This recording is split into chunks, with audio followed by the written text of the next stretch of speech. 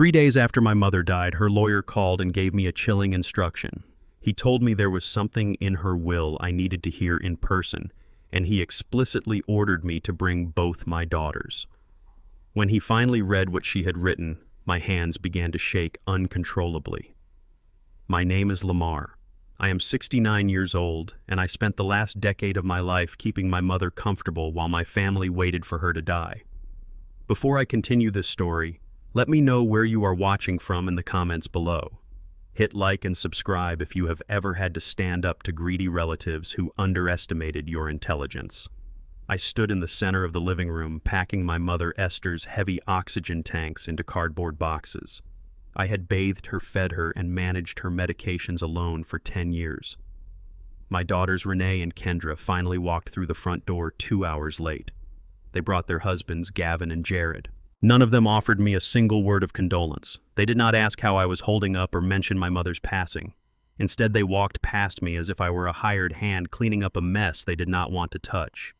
The air in the room instantly grew cold. I watched my own flesh and blood step into the house with an arrogance that made my chest tighten. They carried designer coffees and wore casual weekend clothes, completely unbothered by the fact that the woman who helped raise them was gone. I taped up the first box and waited for someone to acknowledge the grief hanging in the room. No one did. Gavin immediately pulled a metal tape measure from his back pocket. He walked straight to the archway separating the dining room from the kitchen and began measuring the load-bearing walls. He loudly announced to Renee that knocking the wall down would create an open-concept floor plan and double the asking price. On the other side of the room, Jared picked up my mother's heavy silver antique vase from the mantel. He flipped it upside down and rubbed the bottom with his thumb to check the manufacturer's mark. He pulled out his phone and typed the details into an auction website, grinning when he saw the estimated value.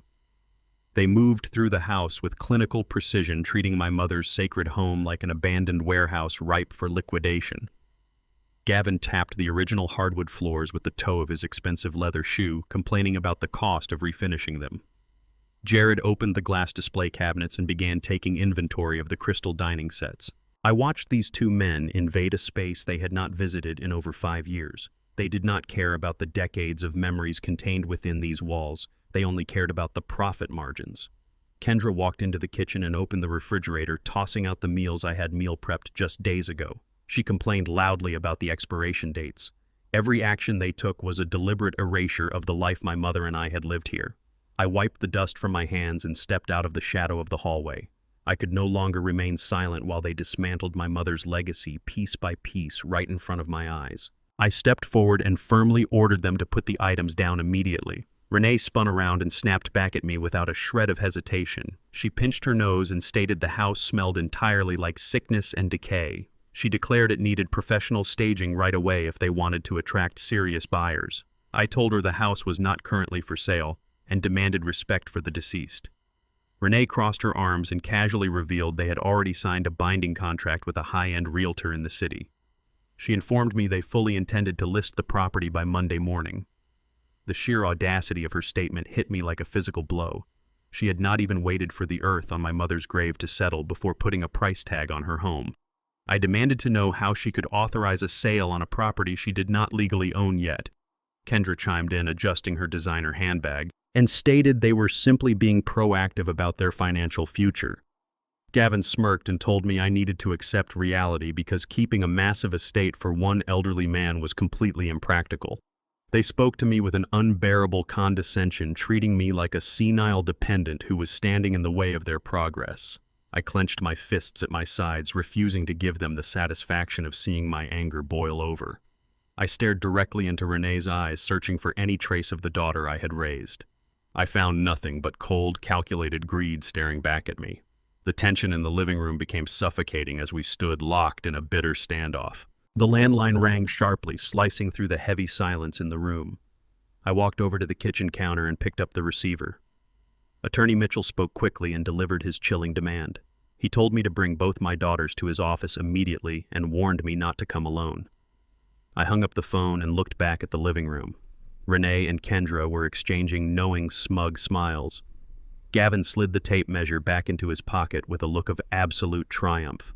Jared carefully placed the silver vase back on the mantel and straightened his jacket. Their confident expressions confirmed they already knew exactly what the will contained. They had been waiting for this specific phone call all morning. The trap had been set long before they walked through the front door today. I realized they had not come to mourn or even to measure the walls.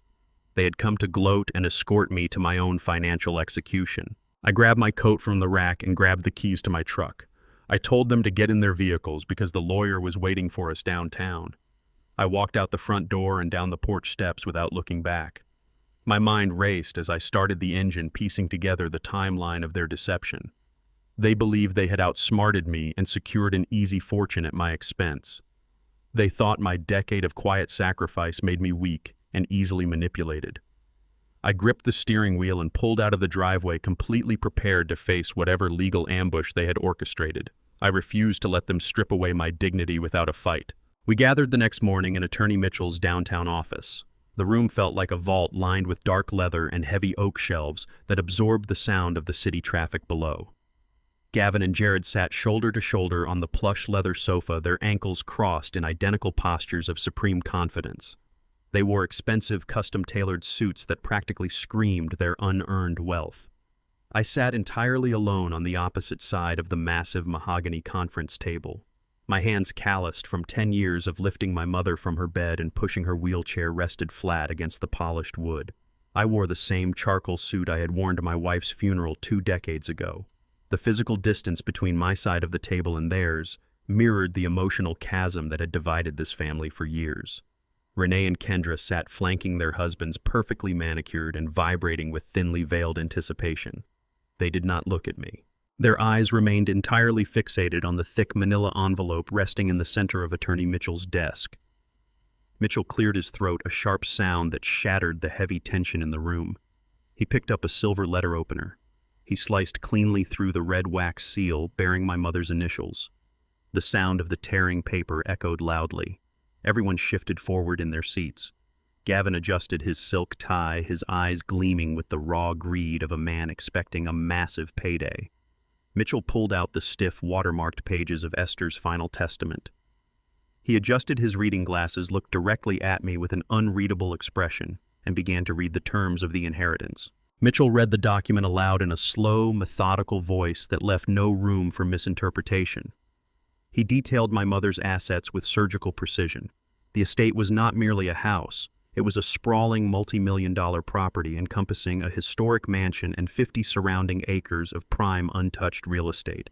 It represented the culmination of my parents' entire lives, built from nothing through grueling labor and sheer iron will. I listened carefully, expecting to hear my name designated as the primary executor or the sole inheritor of the home I had maintained with my own 2 hands.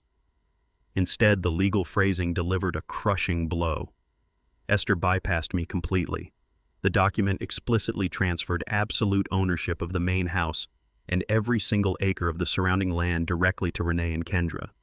The transfer was immediate, severing my legal ties to the property entirely. Mitchell continued reading the final stipulations, his voice dropping slightly. For her only son, Lamar, Esther left exactly 1 item. I received the contents of a single locked safety deposit box held at the First National Bank downtown. The room fell dead silent. I processed the legal reality of the words. 10 years of feeding her, bathing her, and managing her violent bouts of dementia had apparently earned me a metal box of unknown trinkets. My daughters, who had visited maybe twice a year solely to ask for financial handouts, had just been handed the keys to an absolute empire. The sheer imbalance of the distribution was staggering. I stared at the wood grain of the table, keeping my breathing steady, refusing to show the deep, visceral sting of betrayal blooming in my chest. The moment Mitchell finished reading the final clause, Gavin let out a loud, triumphant exhale. He turned and slapped Jared hard on the shoulder in blatant celebration, completely ignoring the solemnity of a legal will reading. Jared grinned broadly, already tapping rapidly on his phone screen, likely calculating the exact market value of 50 acres of prime development land. They acted as if they had just won a lottery jackpot, entirely disregarding the fact that the woman who provided this wealth had been buried less than a week ago. Renee did not even try to hide her satisfaction. She turned her body toward me, her expression hardening into absolute authority. She stated coldly that since she and her sister were now the sole legal owners of the estate, they needed to expedite their development timeline. She looked me directly in the eyes and dictated that I had exactly 30 days to clear all my personal belongings out of the guest room. She explained without a shred of empathy that they needed the space completely gutted because the demolition crews were scheduled to arrive next month. They planned to tear down my mother's historic home to build something modern and profitable. The audacity of her demand hung in the air. She was evicting her own father from the only home he had known for a decade. I did not flinch. I did not raise my voice or offer a single word of protest. I remained completely silent, staring back at her with a blank, unreadable expression. My silence unnerved them slightly, but their arrogance quickly overpowered any brief moment of guilt. I simply folded my hands together, absorbing the absolute reality of their ruthless greed. Mitchell officially closed the heavy leather binder, signaling the end of the meeting. Gavin immediately stood up, loudly announcing he was treating the entire group to an expensive steakhouse lunch to celebrate their massive windfall. Renee and Kendra quickly gathered their designer coats, completely dismissing my presence. They did not invite me to join them. They rushed out of the office in a flurry of excited chatter and clinking jewelry, eager to spend money they had not even technically received yet. The heavy oak door clicked shut behind them, leaving the room submerged in a sudden, suffocating quiet. I prepared to stand and leave, fully intending to drive back to the estate to begin packing my meager belongings. Mitchell raised his hand, gesturing firmly for me to stay seated. His professional, detached demeanor instantly vanished. He stood up, walked around the massive mahogany table, and stood directly in front of me. He reached into his suit pocket and pulled out a small, heavy silver key attached to a plain metal ring. He placed the key directly into my palm and closed my fingers over it. He leaned in close, his voice dropping to a low, urgent whisper that commanded absolute attention. He told me that my mother had left very specific, highly confidential instructions regarding this key. He ordered me to go to the downtown bank and open the safety deposit box immediately. He stressed that I absolutely had to view the contents before my daughter signed the final deed transfer documents on Friday morning. The raw intensity in his eyes told me everything. This was not a mere sentimental gesture. The trap had been set and I held the trigger. I drove straight back to the estate and walked through the heavy oak front doors for what I knew would be the last time. I did not waste time mourning the empty spaces or the scent of lavender my mother used to keep the rooms fresh. I pulled 2 worn canvas suitcases from the hall closet and carried them upstairs to my small guest room. I packed only my clothes, my daily medications, and a few faded photographs of my mother from her younger days in Chicago. I left behind the expensive furniture and the artwork she had collected over decades. I zipped the second suitcase shut just as the deep rumble of diesel engines rattled the bedroom windows. I looked through the glass and saw 3 massive commercial demolition trucks rolling directly onto the manicured front lawn. Their heavy tires tore deep trenches into the grass I had meticulously maintained for 10 years. The trucks were parked haphazardly, completely blocking my old Ford pickup in the driveway. The passenger door of the lead truck swung open and Gavin stepped out. He wore a bright yellow hard hat and a neon safety vest over his tailored shirt. He marched up the front steps and pounded his fist against the doorframe. I carried my bags downstairs and opened the door. Gavin did not offer a greeting. He held out his hand, palm up, and demanded I turn over my house keys immediately. He stated that his contractors were ready to begin tearing out the interior walls, and they could not afford to waste a single hour waiting for me to casually clear out my personal belongings. The 30-day notice Renee had given me at the lawyer's office had been an absolute lie. They were initiating the eviction right now. I adjusted my grip on the handles of my suitcases and stared directly at Gavin's outstretched hand. I informed him that I still had 29 days remaining on the legal notice his wife had dictated, and I would not hand over my keys to a man who did not have his name on the deed. Gavin's face flushed a deep, volatile red. He stepped aggressively over the threshold, invading my personal space until I could smell the strong peppermint gum on his breath. He pointed a finger directly at my chest and threatened to call the county sheriff immediately. He declared he would have me dragged off the property in handcuffs as a hostile squatter if I did not comply. I shifted my gaze past his shoulder and looked out at the front porch. Kendra sat comfortably on my mother's vintage wicker chair, perfectly framed by the blooming hydrangeas I had planted last spring. She held a tall glass of iced tea, idly swirling the ice cubes with a metal straw. She watched her husband threaten to arrest her own father and did absolutely nothing. She took a slow sip of her drink and looked away deliberately, focusing her attention on a demolition crew unloading heavy sledgehammers from the back of a flatbed truck. 10 years of cooking her favorite Sunday dinners and paying her college tuition evaporated into the humid afternoon air. The absolute moral bankruptcy of my youngest daughter was on full display. She was perfectly willing to let me face the humiliation of a police escort just so she could accelerate the destruction of her grandmother's legacy. The blatant disrespect cemented my resolve. I realized there was nothing left to save here except my own dignity. I did not raise my voice. I did not give Gavin the satisfaction of seeing my anger or allow Kendra the comfort of a dramatic paternal meltdown. I calmly reached into my suit pocket, ensuring my fingers brushed against the small silver key Attorney Mitchell had given me. I stepped entirely out of the doorway, forcing Gavin to stumble backward to avoid a collision. I walked past him in total silence, the rubber wheels of my suitcases clicking rhythmically against the stone walkway. I approached the lead demolition truck and stared at the driver until he nervously backed his massive vehicle out of the way. I tossed my bags into the bed of my old Ford pickup, climbed into the driver's seat, and turned the ignition. I pulled out of the driveway and left the estate behind without a single backward glance in the rearview mirror. I drove straight through town past the wealthy neighborhoods and corporate offices until I reached the industrial edge of the city limits. I pulled into the cracked asphalt parking lot of a cheap, nameless roadside motel. I paid the apathetic clerk in cash for a full week and carried my bags into a dimly lit room that smelled faintly of old smoke and bleach. I placed my suitcases on the sagging mattress and locked the deadbolt. The walls were thin and the highway noise was deafening, but it provided exactly what I needed. It gave me a secure, untraceable location to execute my next move. I washed my face in the small bathroom sink, changed out of my funeral suit, and grabbed the silver key. The time for grieving had passed. I walked back out to my truck and headed directly toward the downtown financial district. I parked my truck 3 blocks away from the First National Bank to avoid being spotted by anyone associated with my daughter's new social circles. I walked into the grand marble lobby and presented my identification to the vault manager. He checked the signature card, nodded respectfully, and escorted me into the secure subterranean room. He pointed to a wall of brushed steel compartments and left me completely alone. I inserted the small silver key into box 402. The lock clicked heavily. I pulled the long metal drawer out and carried it to a private viewing booth. I lifted the lid. Resting at the bottom of the empty container was a thick black leather ledger bound with a simple elastic strap. Beside the ledger sat a heavy encrypted USB drive wrapped in a handwritten note from my mother. The note contained a 6-digit passcode. I did not open the ledger inside the bank. I placed both items securely into my inner coat pocket, returned the empty box to the vault wall, and drove straight back to my motel room. I sat at the wobbly wooden desk near the window and opened my laptop.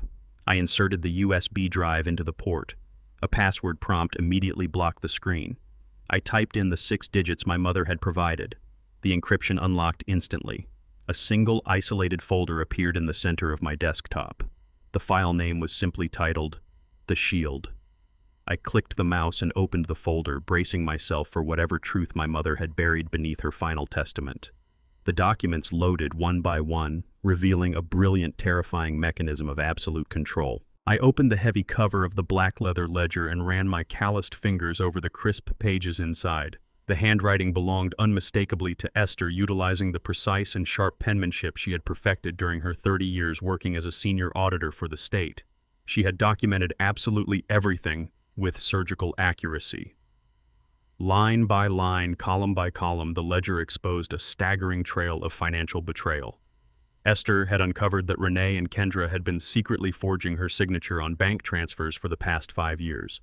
They had weaponized the limited power of attorney I insisted they hold for medical emergencies to systematically siphon funds from her primary accounts. My daughters had not simply asked their mother for a loan. They had orchestrated a sustained campaign of theft right under my nose while I was occupied with managing her physical care, measuring her medications, and feeding her. The ledger detailed exact dates, routing numbers, and the precise destinations of the stolen money. Hundreds of thousands of dollars had been funneled out of Esther's lifelong savings to fund Gavin and Jared's failing startup companies. Gavin had burned through $200,000 trying to launch a doomed logistics app, while Jared had drained the rest to cover severe losses on terrible commercial real estate investments. The 2 white husbands had bled a dying black woman dry, using my own daughters as their willing accomplices to bypass the bank's security protocols.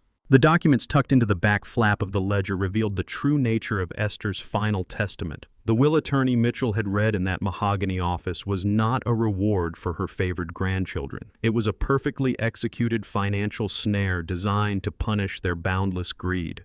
Esther had spent the last 2 years of her life secretly working with forensic accountants to restructure her entire estate. She had legally bound a massive corporate liability directly to the deed of the main house. By eagerly accepting the property and rushing to sign the transfer documents, Renee and Kendra had unknowingly accepted a suffocating, ballooning debt. The estate they believed to be their golden ticket was heavily leveraged against the exact amount of money they had stolen from her accounts over the years. Esther had converted their secret theft into an aggressive private mortgage attached strictly to the physical structure of the mansion. If the new owners failed to make the exorbitant monthly payments, the property would immediately default into foreclosure. The daughters thought they had just inherited a $10 million asset free and clear. In reality, they had gleefully walked into a legal slaughterhouse and locked the door behind themselves. They had signed their names to a toxic financial bomb that would detonate the second the county tax assessors and the lien holders demanded their due compensation. Esther had ensured that their arrogance would be the exact instrument of their absolute ruin. My phone vibrated violently against the cheap veneer of the motel desk, shattering the silence in the room. I picked up the device and saw a new message notification from Renee. She had sent a high-resolution photograph directly to my screen. The image showed 2 massive yellow bulldozers tearing their metal treads through the center of Esther's prized rose garden. My mother had spent 20 years cultivating those hybrid tea roses, nurturing the soil with her own hands long before her mind began to fail her. The contractors had completely flattened the trellises and crushed the vibrant red blooms into the muddy earth. Below the photograph, Renee had typed a mocking message. She stated they were making room for the future and told me to enjoy the complimentary breakfast at the roadside motel. The cruelty was intentional, designed to provoke a furious reaction and establish her dominance over the territory. I did not respond. I did not give her the satisfaction of knowing her petty attempt at psychological torture had even registered on my radar. The disrespect was visceral, but my anger immediately hardened into a cold, unbreakable resolve. I placed the phone face down on the desk, silencing her toxic presence entirely. I turned my attention back to the glowing screen of my laptop. I double-clicked the encrypted folder titled The Shield and waited for the digitized legal files to populate. I needed to understand the final piece of the puzzle Esther had left behind for me to execute. The digital documents loaded onto the screen and immediately revealed the sheer brilliance of Esther's masterstroke. I opened a series of official county survey maps and stamped zoning approvals dated 5 years ago. Esther had not left the estate intact. She had quietly hired municipal surveyors to legally sever the 50 acres of surrounding land from the primary residential plot. She redrew the property lines with ruthless precision. The historic brick mansion and its immediate driveway now sat on exactly 1 single acre of land. Esther had taken the remaining 49 acres of pristine developable real estate and placed them into an ironclad blind trust. The legal entity holding the deed to that vast expanse of land was registered with the state as Esther's Shield LLC. I scrolled down to the final page of the corporate charter and stared at the executive operating agreement. I was listed as the sole managing member, majority shareholder, and absolute CEO of that corporation. I owned the land. I controlled the soil, the mature timber, and the access roads winding through the property. Renee and Kendra only owned the decaying brick building trapped squarely in the center of my territory. They were entirely landlocked by a corporate fortress I commanded. They could not build a resort. They could not expand the footprint of the house. They could not even park a commercial construction vehicle on the grass without my explicit written legal permission. The trap had snapped entirely shut, and I currently held the only key to their financial survival in the palm of my hand. While I sat in my quiet motel room absorbing the sheer genius of Esther's corporate fortress, Gavin and Jared were already executing their grand vision of unearned wealth. They wasted zero time mourning the grandmother who had practically raised their wives, viewing her death solely as a lucrative business opportunity. Instead of grieving, they marched directly into the downtown offices of the largest commercial bank in the city. They confidently submitted a massive multi-million-dollar construction loan application to fund the immediate demolition of the historic estate. Their glossy architectural blueprints detailed a sprawling high-end luxury eco-resort complete with wellness spas, infinity pools, and expansive valet parking lots. They planned to bulldoze the century-old brick walls and pave over the very soil Esther had cultivated with her own hands. However, the bank's strict underwriters hit an immediate procedural roadblock that halted their aggressive timeline. The proposed commercial resort required a significantly widened heavy-duty access driveway to safely accommodate massive demolition equipment, daily supply trucks, and future high-volume guest traffic. Because the existing residential driveway crossed over land that technically fell outside the strict 1-acre boundary of the main house, the bank demanded a routine access waiver. They explicitly required the legal signature of the adjacent landowner to grant a permanent commercial easement. Gavin and Jared, blinded completely by their own staggering arrogance, assumed this was merely a minor clerical formality. They firmly believed the surrounding 50 acres still belonged to a disorganized county trust or an easily manipulated local farmer. They had not bothered to read the fine print of the boundary lines, entirely unaware that the adjacent landowner they needed to appease was the exact man they had just violently evicted. Their desperate sprint toward millions of dollars had just hit an invisible, impenetrable brick wall. Jared tracked me down at the roadside motel less than 48 hours later. He did not call ahead or ask for permission to visit his father-in-law. He simply battered his fist against the cheap wooden door of my room until I unlatched the heavy deadbolt. He stepped inside without waiting for an invitation, his expensive Italian leather shoes crunching loudly against the gritty, stained carpet. He wrinkled his nose, scanning the peeling yellow wallpaper and the flickering fluorescent bulb overhead with an expression of absolute unvarnished disgust. He treated the small space, and by extension me, like a mild toxic contamination he had to briefly endure in order to collect a massive paycheck. Without offering a single word of greeting or basic human decency, he reached into his tailored suit jacket and pulled out a crisp $50 bill. He slapped the cash down hard onto the small laminate dining table. Next, he pulled a sharply folded legal document from his leather briefcase and shoved the heavy paper directly against my chest. He barked a sharp, impatient command, ordering me to sign the bottom line immediately without reading it. He complained loudly that their expensive demolition contractors were already idling on the main road and racking up severe hourly delay penalties. He demanded the commercial access waiver be finalized before noon, so the massive cement trucks could begin pouring a reinforced concrete foundation over Esther's ruined rose garden. He spoke to me exactly the way a frustrated corporate manager scolds a lazy, incompetent subordinate. He firmly assumed the $50 was a highly generous bribe for a broken homeless old man who should be desperately grateful for a tiny scrap of charity. He fully believed I would blindly sign away my rights just to get him out of my room. I did not react to his aggressive physical posturing or his condescending tone. I took a deliberate step backward, allowing the heavy legal document to flutter onto the laminate table right next to his insulting cash bribe. I slowly picked up the paper and read the densely packed legal jargon line by line, maintaining an absolute outward calm. The waiver explicitly requested permanent, unrestricted commercial access for heavy machinery to continuously cross the exact geographic coordinates controlled entirely by Esther's Shield, LLC. I easily noted the desperate financial urgency hidden deep within the formal corporate language. The lending bank was absolutely refusing to release a single dime of their massive construction loan until this specific easement was legally secured and notarized.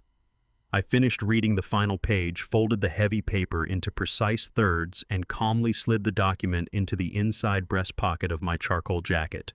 Jared let out a loud, dramatic sigh of exasperation, clearly expecting me to reach across the table for a pen. Instead, I picked up his crisp $50 bill. I held it out and firmly pressed the cash back into his manicured hand. I looked him dead in the eyes and flatly informed him that I would not be signing the waiver today, tomorrow, or ever. I kept my voice entirely level and stated that the cost for permanent commercial access across my private property had just experienced a massive non-negotiable market adjustment. I told him the new asking price for my signature was exactly $2 million payable entirely in unencumbered cash. Jared stared at me in total silence for 3 full seconds, his arrogant smirk melting instantly into an expression of sheer, uncomprehending bewilderment. He had expected total submission, and instead I had just locked a financial chokehold around his neck. The initial shock paralyzing Jared's face quickly twisted into raw, explosive fury. He hurled a string of vicious, desperate curses at me, his loud voice echoing sharply through the thin motel walls and out into the parking lot. He accused me of losing my mind and threatened to drag me into civil court to sue me into total bankruptcy for intentionally holding up illegal commercial development. He aggressively promised that Gavin would bring an entire team of ruthless corporate litigators to crush me by the end of the business day. I did not flinch, allowing his pathetic temper tantrum to burn itself out entirely against my wall of absolute silence. Realizing that his usual tactics of intimidation would not work on me, Jared spun around and stormed toward the exit. He kicked the motel door open with such violent, unrestrained force that the cheap metal frame cracked loudly, leaving the door swinging wildly on its hinges in the humid afternoon air. The exact moment the sound of his luxury sedan tires screeched furiously out of the gravel parking lot, I walked back to the desk and opened my laptop. I pulled up the official state zoning registry portal and logged securely into the system using the corporate credentials Esther had provided. I did not wait for his imaginary corporate lawyers to assemble their case. I immediately executed my absolute legal right as the sole managing director of Esther's Shield LLC. I filed a strict non-negotiable legal injunction against the neighboring residential acre. I permanently and irrevocably blocked all commercial vehicles, construction equipment, and non-residential traffic from crossing a single inch of my property line. The digital filing was instant and legally binding. Gavin and Jared were now entirely marooned on an island of their own greed. The next morning, the humid air clung to the estate like a damp blanket. I parked my old truck on the shoulder of the county road, completely hidden behind a dense line of mature oak trees just outside the main gate. I had an unobstructed view of the mansion's sweeping front lawn and the massive circular driveway. Renee and Gavin stood prominently on the expansive brick porch, dressed impeccably for what they believed would be a historic financial victory. Gavin wore a crisp, light blue dress shirt with the sleeves rolled up, clutching a thick roll of glossy architectural blueprints tightly under his arm. Renee stood beside him in a sharp white blazer, holding a silver thermos of coffee, her posture radiating absolute entitlement. They were waiting for the senior commercial appraiser from the lending bank to arrive. They needed a verified $10 million valuation on the property to unlock the massive commercial construction loan required to build their luxury eco-resort. They firmly believed this appraisal was nothing more than a tedious clerical formality, a simple rubber stamp before the demolition crews could finally obliterate Esther's home and begin pouring concrete. They did not expect any resistance. They assumed the world would easily bend to their unearned wealth and arrogant expectations. A sleek black sedan pulled smoothly into the circular driveway, tires crunching softly against the gravel. A man in his late 50s stepped out. He wore a practical gray suit and carried a digital tablet securely in his left hand. He did not look like a man easily impressed by aggressive bravado or loud demands. He was a seasoned professional, a senior appraiser tasked with protecting the bank's millions from risky investments and fraudulent claims. Gavin practically sprinted down the porch steps to greet him, extending his hand with a broad, overly enthusiastic smile. He immediately launched into a rehearsed rapid-fire sales pitch, unrolling the glossy blueprints across the hood of the appraiser's sedan. He pointed excitedly to the proposed locations for the infinity pools, the wellness spa, and the massive valet parking structure, loudly emphasizing the projected commercial revenue. Renee descended the steps a moment later, offering the appraiser a cup of coffee and adding her own layer of aggressive charm. They worked in tandem, attempting to overwhelm the man with their grand vision and projected profit margins. The appraiser did not take the coffee. He did not smile back. He briefly glanced at the blueprints, then looked directly down at the glowing screen of his digital tablet. He tapped the screen twice, his expression remaining entirely neutral and detached. He adjusted his glasses and looked up at Gavin, effectively silencing the frantic sales pitch with a single practiced gesture of professional authority. The appraiser spoke in a clear, measured tone that carried easily across the quiet lawn. He bluntly informed Gavin and Renee that he could not, under any circumstances, appraise the property for commercial use. The glossy blueprints for the luxury resort were completely irrelevant. He explained that the lending bank required a clear, unencumbered path for commercial development, and this specific property failed to meet even the most basic zoning requirements.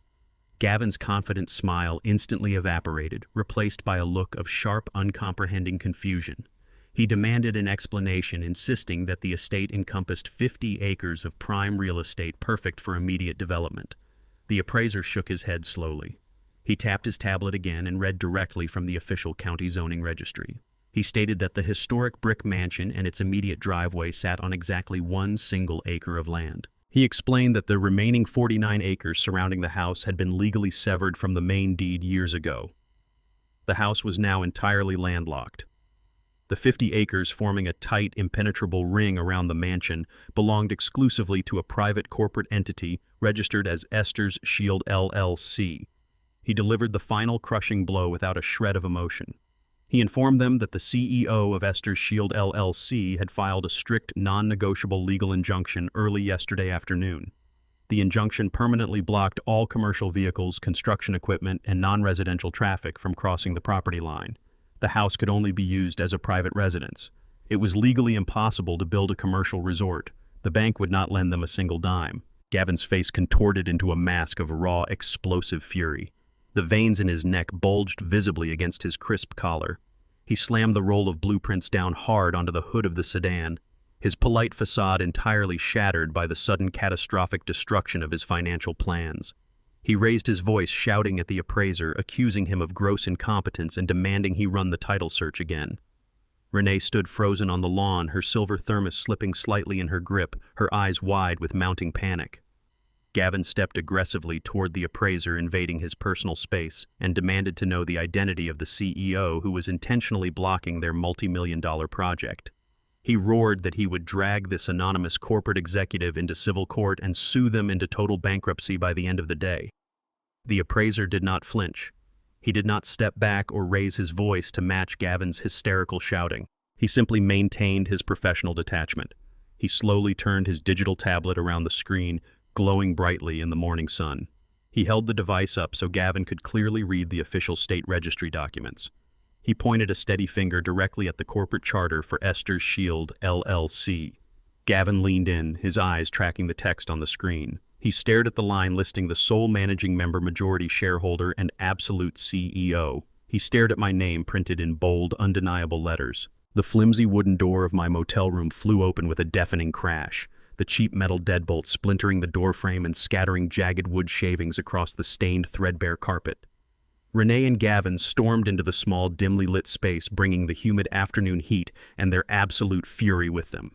Renee's face was twisted in absolute rage as she screamed accusations of fraud and theft at the top of her lungs, completely indifferent to the other motel guests. She demanded to know how I had managed to hack into county records to steal her inheritance. Gavin did not wait for an answer. He lunged forward, his face flushed a dangerous shade of crimson, stopping only inches from where I sat. He pointed a trembling finger directly at my face and threatened to drag me into civil court. He swore he would deploy an entire team of ruthless corporate litigators to destroy me, tear apart my life, and throw me in federal prison for forging real estate documents. He screamed that my pathetic attempt to hold their multi-million-dollar resort hostage was a criminal offense, and that I would pay for my insubordination with the rest of my miserable life. I did not flinch. I did not stand up or raise my hands in defense. I remained perfectly still in the faded floral armchair positioned by the cracked window. I reached over to the small laminate table, picked up my styrofoam cup, and took a slow, deliberate sip of bitter black coffee. I let the silence stretch between us, allowing Gavin's hysterical, vein-popping threats to echo off the peeling wallpaper until he finally ran out of breath. They expected a terrified old man, but they found a fortress. When Gavin finally stopped shouting, I set my coffee cup down and reached into my leather briefcase resting on the floor. I pulled out a thick, heavy stack of certified corporate documents bound tightly by a heavy brass clip. I did not offer a defense or raise my voice to match his hysteria. I simply tossed the heavy stack onto the sagging mattress of the motel bed. The papers slid across the cheap bedspread, displaying the official state seals and notarized signatures clearly. I instructed Gavin to look closely at the dates stamped in permanent black ink. The legal filings proved beyond a shadow of a doubt that Esther had established Esther's Shield LLC exactly 5 years ago. I had not forged a single document. I had not hacked into any county registry or stolen their rightful inheritance. My mother had executed this flawless defensive maneuver the very same year she first noticed large sums of funds inexplicably disappearing from her primary bank accounts. She had methodically severed the 50 acres of surrounding land and placed it under my absolute corporate control long before she drafted the will they were so eager to exploit. I watched the realization slowly drain the aggressive color from Gavin's face as his eyes scanned the undeniable legal proof. Renee stared at the papers in total silence, her arrogant posture crumbling under the weight of her mother's posthumous brilliance. I stated plainly that Esther had not given them a sprawling estate. She had deliberately isolated them on a single landlocked acre. By accepting the deed to the main house, they had inherited nothing but an island of worthless brick entirely surrounded by an impenetrable legal wall that I commanded. They were completely trapped. Kendra appeared in the shattered doorway moments later, her breathing heavy and her designer heels scuffing against the broken wood of the doorframe. Unlike her sister, Kendra bypassed the theatrical anger entirely and resorted immediately to desperate, frantic begging. She looked around the dingy motel room with terrified, tear-filled eyes before dropping her expensive purse onto the floor. She stepped toward my armchair, her voice cracking as she pleaded with me to end this nightmare and sign the commercial access waiver. She confessed that they had already drained their joint savings accounts to secure the demolition crews and architectural firms. They had recklessly handed over $200,000 in strictly non-refundable contractor deposits, fully banking on the immediate approval of the commercial construction loan. She cried that the heavy machinery contractors were currently threatening to walk off the job site and keep every single dime if the project was legally halted. The bank was refusing to communicate with them until the land dispute was completely resolved. Kendra's voice escalated into a hysterical sob as she laid out the sheer magnitude of their financial disaster. She admitted that she and Jared were drowning in hidden credit card debt to sustain their lavish lifestyle. If the $10 million eco-resort loan failed to materialize by Friday, they would miss multiple mortgage payments on their city condo. The absolute reality was clear. Without my signature granting them access across the land, the entire luxury resort project was completely dead, and both couples would face total immediate bankruptcy. She begged me to remember that they were my flesh and blood, pleading for paternal mercy from the exact man she had gleefully evicted onto the street less than 48 hours ago. I listened to Kendra's desperate sobbing without interrupting, measuring the exact depth of their catastrophic failure. When she finally finished begging, I leaned forward in my armchair and delivered my ultimatum. I told Kendra I would sign the commercial access rights and save them from total financial ruin under one strict non-negotiable condition. I demanded that Gavin and Jared completely surrender all legal equity in the resort project. They had to sign ironclad legal waivers transferring total absolute ownership of the development directly to their wives. The men who had aggressively plotted to bulldoze my mother's legacy would not see a single dime of profit from her land. The moment the terms left my mouth, Gavin erupted into absolute chaos. He grabbed the cheap ceramic lamp resting on the scratched nightstand and smashed it violently against the motel wall. The bulb shattered, sending shards of glass and ceramic flying across the room. He screamed that he would never surrender his financial stake in the company he had built. He paced the small room like a trapped animal, his chest heaving as his carefully constructed corporate facade completely disintegrated. Stripped of his leverage and facing total ruin, Gavin violently refused my offer and inadvertently confessed his darkest secret. He screamed that he absolutely needed the immediate cash payout from the commercial loan because he was severely indebted to violent loan sharks in the city. He had accumulated massive illegal gambling debts that he had managed to hide from Renee for years. He admitted that the dangerous men he owed were entirely tired of waiting, and if he did not produce a massive sum of cash by the end of the month, they would take his life instead. The trap my mother set tightened with mechanical precision the following week. While Gavin and Jared scrambled to appease their dangerous creditors, the absolute reality of owning a multi-million-dollar estate crashed down on my daughters. The county tax assessor's office issued the annual property tax bill for the historic mansion. By eagerly rushing to sign the deed and accept the inheritance, Renee and Kendra had made themselves legally responsible for a staggering $50,000 due immediately. The county did not care about their failed resort loan or their landlocked acre. They only cared about the recorded names on the deed. The grace period had already expired during the chaotic transition of Esther's passing, triggering aggressive late penalties that compounded daily with ruthless speed. Renee received the thick official envelope via certified mail. She had expected a life of effortless luxury, assuming the estate would generate passive wealth the second her name touched the dotted line. Instead, she opened a demand for an amount of cash she simply did not possess. Esther had meticulously drained the immediate liquid assets from the house before her death, funneling every spare dollar into the blind trust I now controlled. My daughters had inherited a beautiful empty shell that required massive capital to simply exist. The tax burden acted as a massive financial anchor, dragging them straight toward the ocean floor. If they failed to pay the $50,000 within the tight county deadline, the government would initiate a brutal tax foreclosure, seizing the only asset they had left. The very brick building they had evicted me to secure was now bleeding them dry. The crushing pressure of the tax bill shattered whatever fragile alliance remained between my daughters. The two sisters clashed violently in the gravel driveway of the estate, their screaming match echoing across the empty lawn. Renee, desperate to maintain her corporate facade and stop the county from initiating foreclosure, pulled out her platinum corporate credit card. She furiously dialed the automated tax payment line, intending to leverage her company account to float the massive bill until they could figure out a long-term solution. The automated voice declined the transaction instantly. Panic set in as she pulled out her personal cards, only to hear the exact same mechanical rejection. Her accounts were completely frozen. The truth of their financial ruin surfaced in the middle of their driveway argument. Gavin and Jared had already drained every single joint account to zero. The husbands had siphoned the last of their wives' personal savings to pay off the massive, non-refundable cancellation fees demanded by the heavy machinery contractors they had prematurely hired. The demolition crews had strictly enforced their penalty clauses the second the commercial access was denied. Renee stared at her phone screen in total disbelief, watching her banking app display a negative balance. Kendra collapsed against the hood of her luxury SUV, screaming at Renee for trusting Gavin's reckless timelines.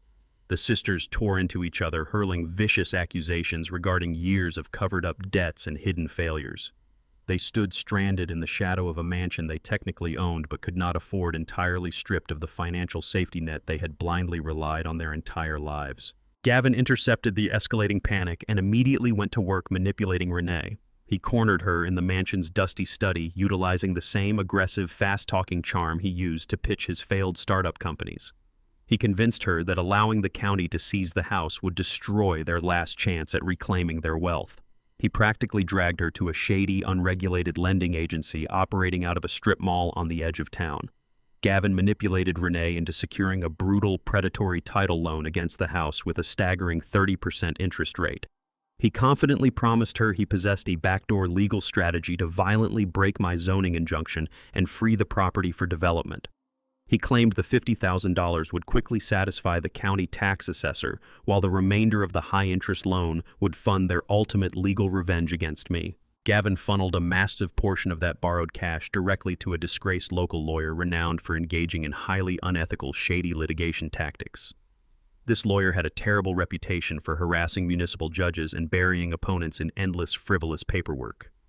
Gavin assured his wife that this legal bulldog would easily pierce the corporate veil of Esther's Shield LLC and forcibly grant them the commercial driveway access they desperately needed.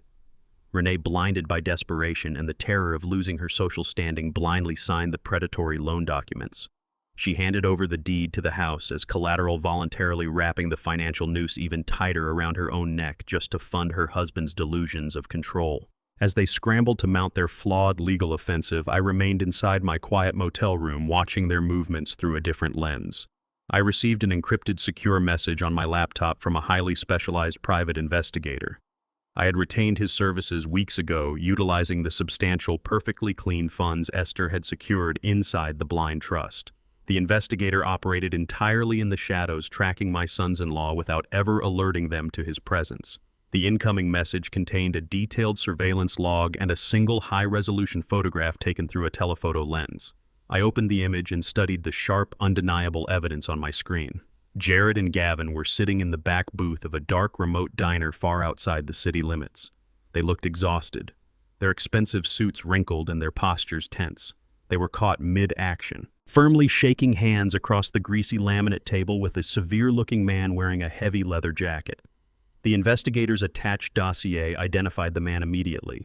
He was a notorious underworld figure, heavily monitored by federal authorities, specifically known for aggressively laundering dirty money through distressed real estate transactions. Gavin's illegal gambling debts had clearly pushed him past the point of legal litigation and straight into the arms of organized crime. The predatory loan Renee had just signed was not meant to pay a disgraced lawyer or fight my zoning injunction. Gavin and Jared were actively brokering a devastating illegal deal to sell the estate for dirty cash. They were orchestrating a massive federal crime, and they were using my daughter's signatures to finalize the trap. I drove out to a desolate truck stop miles past the city limits, a place where anonymity was guaranteed by the constant churn of transient lives. The diner smelled heavily of burnt filter coffee and diesel fumes, illuminated by the harsh, flickering glare of fluorescent overhead lights. I slid into a cracked vinyl booth at the far back, waiting only minutes before my private investigator slipped into the seat across from me. He did not waste time with pleasantries. He immediately unclasped a thick manila folder and began laying a series of high-resolution surveillance photographs across the sticky laminate table. The images chronicled Gavin and Jared's desperate descent into the criminal underworld. The investigator tapped a blunt finger against the grainy image of the severe-looking man in the leather jacket. He confirmed the man's identity with absolute certainty, describing him as a notorious local fixer who specialized in purchasing distressed real estate assets using untraceable illicit cash. This buyer did not care about zoning injunctions or clouded titles because he never intended to develop the land legally. He used these massive transactions solely to clean dirty money for organized crime syndicates operating entirely outside the boundaries of legitimate banking. Gavin and Jared had bypassed every legitimate financial institution in the state, willingly stepping into a lethal trap just to secure a rapid influx of cash. They were actively negotiating the sale of Esther's historic mansion to a violent criminal enterprise.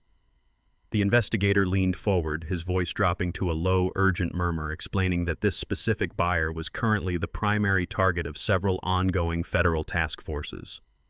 My sons-in-law had not just found a shady backdoor exit to their financial disaster, they had eagerly walked straight into the crosshairs of a massive federal money laundering investigation. The investigator reached into his coat pocket and produced a small encrypted digital audio player, placing it deliberately between the scattered photographs.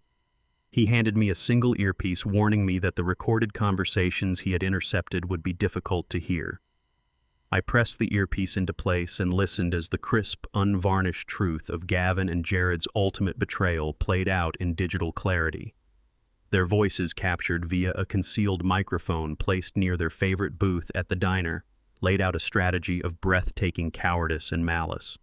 They were explicitly agreeing to liquidate the entire multi-million-dollar estate for a fraction of its actual market value, accepting a massive financial loss in exchange for a rapid, untraceable cash payout. They had absolutely no intention of using these illicit funds to satisfy the suffocating county property taxes or to bail their wives out of the impending foreclosure crisis. Instead, the audio logs captured them meticulously plotting their own cowardly escapes. Gavin excitedly detailed a plan to secure 2 international flights to jurisdictions with favorable extradition laws, using the freshly laundered cash to vanish entirely. They coldly calculated the exact timeline, ensuring they would be out of the country long before the county tax assessors and the loan sharks realized they were gone. Jared laughed in the recording, a callous, hollow sound, as he casually mentioned leaving Renee and Kendra behind to shoulder the crushing weight of the ballooning debts and the inevitable criminal fallout. They viewed their marriages as disposable liabilities, completely willing to sacrifice my daughters to the federal authorities and the merciless debt collectors while they started new wealthy lives across the globe. Their total lack of humanity was entirely unmasked. A major logistical hurdle remained in their criminal conspiracy, one that highlighted the depths of their sheer arrogance. Because Renee and Kendra were the sole legal heirs listed on the deed to the estate, the criminal buyer required their notarized signatures to finalize the illicit transfer of the property. The husbands obviously could not ask their wives to voluntarily sign away the house for a fraction of its value to a known money launderer, especially knowing the cash would immediately disappear. The audio logs continued shifting from their cowardly escape plans to the precise mechanics of committing severe federal fraud. I listened in cold silence as the recording captured the rhythmic scratching sound of a pen moving furiously across paper. Gavin bragged openly to Jared, detailing how he had stolen a stack of Renee's old canceled checks and legal contracts to use as reference material. He was actively sitting in that diner, meticulously practicing the exact loops and curves of his wife's signature on a legal yellow notepad. They were methodically orchestrating the total forgery of the final property transfer documents. Jared eagerly joined in, discussing how he had already located a corrupt, disgraced notary public willing to blindly authenticate the forged signatures for a minor cut of the illicit cash payout. They planned to submit the falsified documents to the criminal buyer the very next morning, effectively selling the estate out from under my daughters without their knowledge. They were casually committing identity theft, real estate fraud, and grand larceny, completely convinced of their own untouchable brilliance. The sheer audacity of their plan demonstrated that they believed Renee and Kendra were too naive and trusting to ever suspect their own husbands of such a devastating, life-altering violation. The investigator reached out and clicked the audio player off, letting the heavy, suffocating silence of the diner wash over our table. He looked at me with a steady, assessing gaze, his expression entirely unreadable, as he quietly asked if I wanted him to intervene and warn my daughters before the final, irreversible damage was done. I looked down at the table, my eyes drifting over the glossy surveillance photographs of Gavin and Jared laughing with a violent criminal. I thought about the sheer cruelty my daughters had displayed, the absolute ease with which they had discarded me, and the vicious way they had prioritized these exact men over their own father. I thought about the yellow bulldozers crushing Esther's rose garden and the absolute disrespect they had shown for the woman who built the wealth they were currently squandering. I slowly shook my head, my resolve hardening into unbreakable steel. I told the investigator I would not offer them a warning they had not earned. I instructed him to step back into the shadows and allow the illegal transaction to proceed exactly as the husbands had planned. However, I issued one final devastating command. I directed him to securely and anonymously forward the exact time, location, and participants of the upcoming cash exchange directly to the Criminal Investigation Division of the Internal Revenue Service. I wanted the federal agents fully prepared and waiting in the wings the moment that dirty cash hit the table. Gavin and Jared believed they were executing the perfect escape, but I was ensuring they walked directly into a massive federal raid. Their unearned arrogance had built the trap, and I was simply locking the door behind them. Gavin and Jared orchestrated their illicit closing meeting with the precise, arrogant theatricality I had come to expect from them. They bypassed the dingy roadside diners and rundown strip malls they had previously frequented, opting instead to finalize their treason in the sprawling, opulent lobby of the grandest luxury hotel in the downtown financial district. They clearly believed the polished marble columns and hanging crystal chandeliers would somehow lend an air of legitimacy to their massive federal crime. They sat rigidly on a plush velvet sofa in a secluded VIP alcove, their expensive suits freshly pressed, projecting a hollow image of corporate success while sweating with hidden, suffocating panic. The buyer arrived exactly on time, sliding into the heavy leather armchair across the low marble table. He maintained the severe, intimidating demeanor captured in the investigator's surveillance photographs, wearing a dark jacket and offering absolutely no pleasantries. Gavin, barely containing his desperate urgency, immediately unclasped his leather briefcase. He pulled out the heavy stack of property deeds and official transfer documents, smoothing them flat against the cold stone surface. He pushed the papers across the table with a forced, overly confident smile. The documents bore the meticulously forged signatures of Renee and Kendra, executed with the exact practiced precision the audio logs had detailed. The buyer did not speak a single word. He slowly pulled a pair of reading glasses from his breast pocket and began to strictly scrutinize the ink. He examined the loops and curves of my daughter's stolen identities, deliberately letting the silence stretch to amplify the tension radiating from my two sons-in-law. Gavin shifted his weight nervously, his eyes darting toward the exits, while Jared practically held his breath, waiting for the criminal appraiser to validate their ultimate betrayal.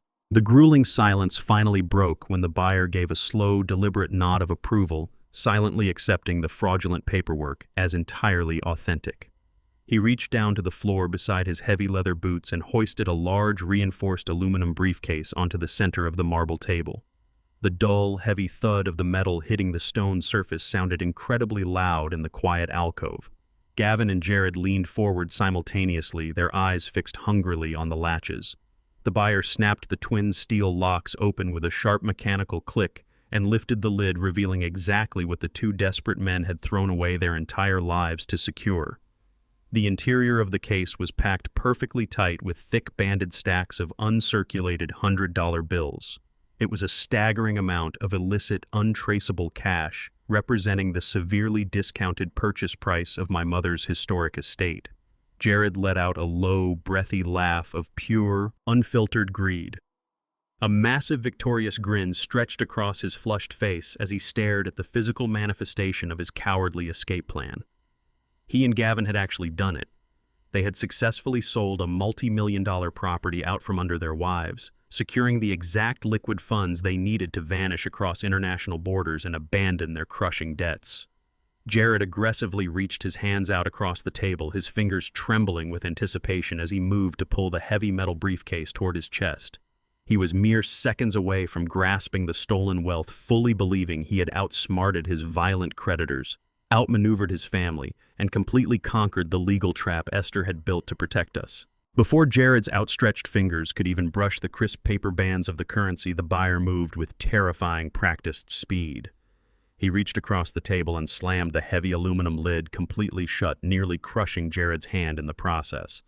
The sharp, violent crack of the metal slamming together echoed through the quiet VIP alcove, instantly shattering the illusion of their criminal victory. Jared jerked back his arrogant grin, dissolving into a mask of pure stunned confusion, while Gavin instinctively shot up from the velvet sofa, his face draining of all color.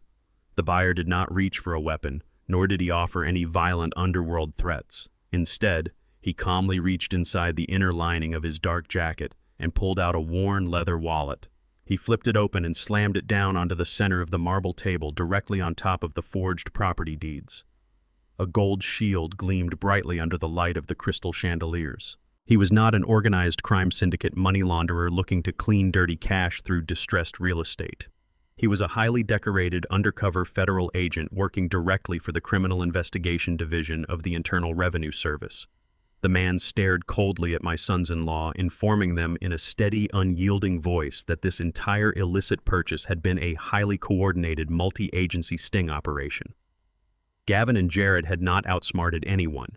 They had spent the last several weeks meticulously documenting their own federal crimes, happily providing undercover operatives with absolute proof of conspiracy, grand larceny, and felony forgery. The trap they thought they were escaping had actually just closed its steel jaws directly around their necks. The exact moment the undercover operative displayed his federal badge, the quiet atmosphere of the luxury hotel lobby instantly exploded into highly organized tactical chaos. Federal agents who had been seamlessly blending in as wealthy hotel guests reading newspapers and sipping coffee swarmed the VIP alcove from every single exit. They moved with overwhelming speed and absolute precision. Two heavily armed agents tackled Gavin from the side before he could even process the catastrophic reality of his arrest, driving his shoulder brutally hard into the polished marble floor. He screamed in shock and terror, thrashing wildly against their unyielding grip as they pinned his arms firmly behind his back. Jared attempted a pathetic, panicked sprint toward the revolving glass doors of the main entrance, entirely blinded by his own cowardice. A massive federal officer intercepted him effortlessly, grabbing the collar of his tailored suit and slamming him face first against the thick glass panes. The harsh, unmistakable metallic click of heavy handcuffs snapping shut echoed over the commotion, instantly ending their grand illusions of international escape and unearned wealth. I did not step inside the hotel to gloat, nor did I walk over to deliver a dramatic final speech to the men who had ruined my daughter's lives. I sat in the cab of my old truck parked directly across the dark street, completely concealed by the heavy shadows of the mature oak trees. I kept my rough hands resting quietly on the steering wheel, watching through the windshield as the flashing red and blue lights of the arriving police cruisers began to violently illuminate the night. I watched the men who had plotted to destroy my family get dragged out into the cold street in chains, entirely stripped of their arrogance and their freedom. The digital audio bugs my investigator had meticulously planted inside the mansion continued to transmit perfectly, allowing me to listen to the exact moment their delusions completely shattered. At exactly 2 a.m, the heavy silence of the empty estate was broken by the shrill ringing of Renee's cell phone. She scrambled to answer, her voice thick with sleep, only to hear the automated mechanical greeting of the county detention center. Gavin was on the other end of the line, his usual arrogant bravado entirely replaced by the frantic, high-pitched desperation of a trapped animal. He did not apologize for attempting to abandon her or explain the massive federal sting operation he had blindly walked into. Instead, he immediately barked orders demanding that Renee secure $200,000 in liquid cash to post his emergency bail. He shrieked that he could not survive a weekend holding cell, begging her to leverage whatever assets she had left to get him out before the federal prosecutors transferred him to a maximum security facility. Still half asleep and deeply confused, Renee stumbled out of her plush bed and grabbed her tablet to access their joint banking app. She intended to blindly obey her husband's frantic commands, completely unaware of the absolute devastation awaiting her on the glowing screen. She entered her credentials expecting to see their usual padded safety net. Instead, a stark red banner dominated the display. Every single checking, savings, and investment account bearing their names had been totally frozen by strict federal mandate. The Internal Revenue Service had immediately seized all their assets under anti-money laundering statutes, leaving her with absolutely nothing but a negative balance and a husband screaming through a jailhouse phone. Less than an hour later, the furious screech of tires on gravel echoed through the surveillance feed as Kendra arrived at the estate in an absolute state of panic. She burst through the heavy mahogany front doors, her designer clothes rumpled and her face streaked with ruined makeup. She had just received her own devastating phone call from Jared, who was currently locked in a neighboring holding cell facing the exact same federal conspiracy charges. Kendra did not come to the mansion to offer sisterly support or brainstorm a unified legal defense. She came looking for blood. She paced the length of the grand foyer, her voice cracking as she loudly confessed the horrifying reality she had just uncovered while desperately trying to gather Jared's bail money.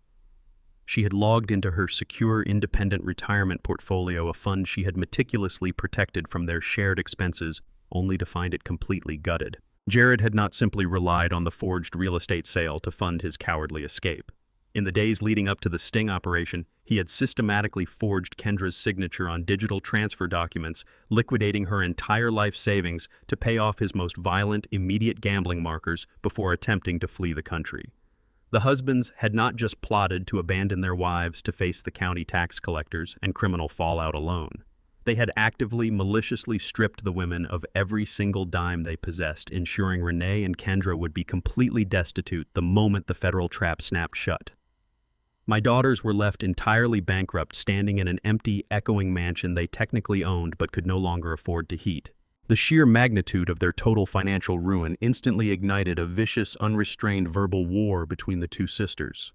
Trapped inside the cavernous, unlit mansion, they turned their blinding rage entirely upon each other, their screams echoing off the high ceilings and directly into my investigators' recording devices. Renee lashed out first, her voice dripping with venom as she aggressively blamed Kendra for introducing Jared to their family in the first place. She viciously attacked her sister's judgment, calling Jared a pathetic, parasitic gambler who had dragged the otherwise brilliant Gavin down into his filthy criminal underworld. Renee desperately tried to maintain her false sense of superiority, refusing to accept that her own husband was the mastermind behind the forged signatures and the money laundering scheme. Kendra absorbed the insult for only a second before firing back with a devastating, tactical strike that completely shattered Renee's fragile moral high ground. Kendra screamed at the top of her lungs, explicitly revealing a dark, rotting secret they had guarded for half a decade. She viciously reminded Renee that Gavin was never a brilliant businessman but a common thief. Kendra shrieked that Renee was entirely aware Gavin had been actively siphoning thousands of dollars from Esther's primary bank accounts 5 years ago.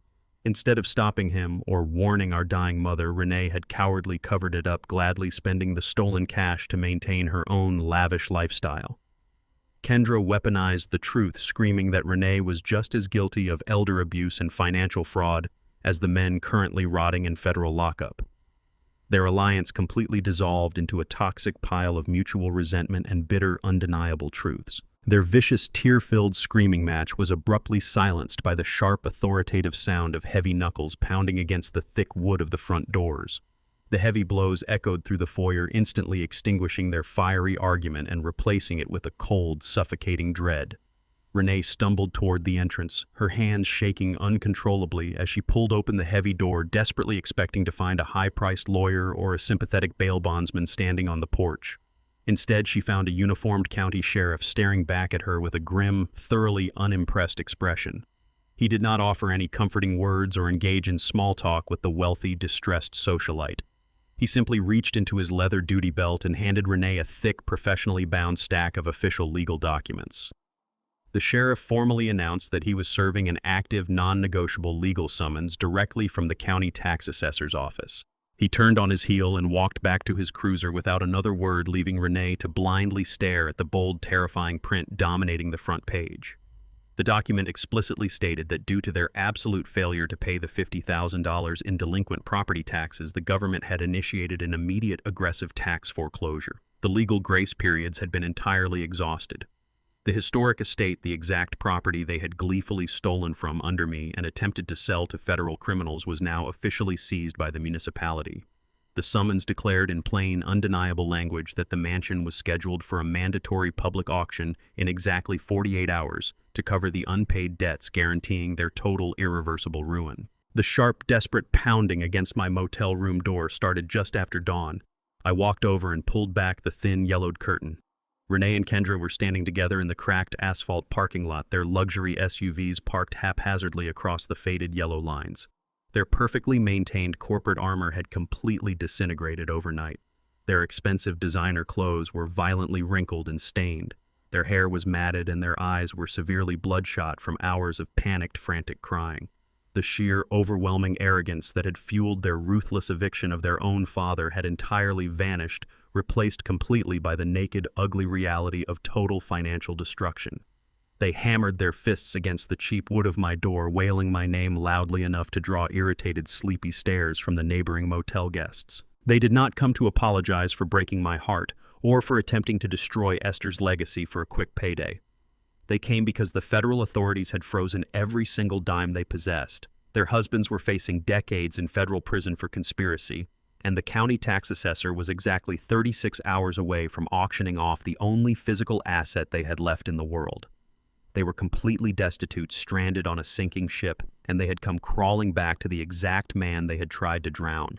I unlatched the heavy metal deadbolt and pulled the door open, but I did not step aside. I planted my boots firmly on the threshold, utilizing my physical presence to completely block the doorway.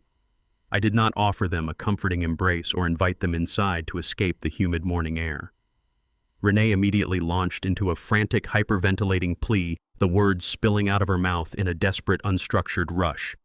She begged me to open the corporate accounts associated with Esther's Shield LLC and immediately pay the $50,000 in delinquent property taxes.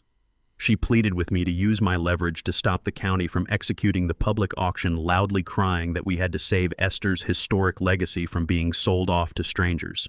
She weaponized her mother's memory, desperately attempting to emotionally manipulate me into bailing her out of the catastrophic failure she had eagerly walked into. Kendra joined the chorus of desperation, sobbing that the bank would seize the property by Friday morning if I did not intervene and write a check. They stood on the concrete walkway, completely broken, demanding that the man they had discarded instantly empty his pockets to rescue them from the very trap they had so aggressively triggered. I stood perfectly still in the doorframe, letting their frantic, tear-filled begging wash over me without showing a single shred of emotion. I looked at Renee and Kendra with a cold, unyielding detachment that finally silenced their hysterical sobbing. I spoke in a quiet, measured tone that carried easily in the still morning air. I explicitly reminded them of the day they stood in the mahogany office of Attorney Mitchell, eagerly signing away my right to live in my own home. I recounted the exact moment they tossed my heavy canvas bags onto the porch and commanded me to leave the property so they could bulldoze Esther's rose garden and construct a commercial resort. I looked directly into Renee's bloodshot eyes and asked her a simple, devastating question. I asked her why I should spend a single hard-earned dime from Esther's trust to save a decaying brick building that I was legally and permanently banned from entering. I reminded them that they were the sole, undisputed owners of the deed, and therefore they were the sole, undisputed owners of the massive financial liability currently dragging them under. I stated clearly that the county tax burden was entirely theirs to bear, and I would not lift a single finger to stop the government from seizing the property they had stolen from me. The absolute finality in my voice stripped away their last remaining illusion of control. Kendra's legs simply gave out. She collapsed hard onto her knees against the rough concrete of the motel walkway, her designer skirt scraping against the dirt. She grabbed the denim fabric of my jeans, her voice dropping into a hoarse, pathetic whisper. She frantically offered to sign the entire deed to the estate back over to me right there in the parking lot. She begged me to accept total ownership of the house, promising to relinquish all her legal rights if I would just pay the taxes and stop the humiliating public auction. I did not reach down to help her up. Instead, I reached into the inside pocket of my jacket and slowly pulled out a heavy, officially stamped legal document. I unfolded the thick paper and held it up so both of my daughters could clearly see the municipal seals. I looked down at Kendra and informed her that I did not need her signature or Renee's permission to take back absolute control of the house. I explained that the predatory loan they had foolishly secured to fight my zoning injunction had immediately defaulted the second the federal authorities froze their banking accounts. I had utilized the liquid capital inside Esther's trust to legally purchase that exact defaulted loan from the shady lending agency at a steep discount.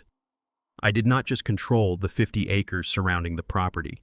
I now legally owned the massive high-interest debt directly attached to the physical structure of the mansion itself. I was not just the adjacent landowner. I was their primary undisputed creditor, and I was calling in the debt immediately. I ignored Kendra's pathetic groveling and reached back into my jacket, withdrawing the final, most devastating weapon we possessed. It was Esther's black ledger, the meticulous record of every single financial transgression they had ever committed against her. I flipped to the very last pages, holding the worn leather book out so they could see the sharp, undeniable lines of Esther's precise handwriting. I explained that their mother was never the oblivious, fragile old woman they had so eagerly exploited. Years ago, when Esther first noticed the missing funds and discovered Renee and Kendra were actively siphoning money from her private accounts to fund their lavish lifestyles, she did not confront them with tears or angry accusations. Instead, she sat in her quiet study and executed a flawless, impenetrable defensive maneuver.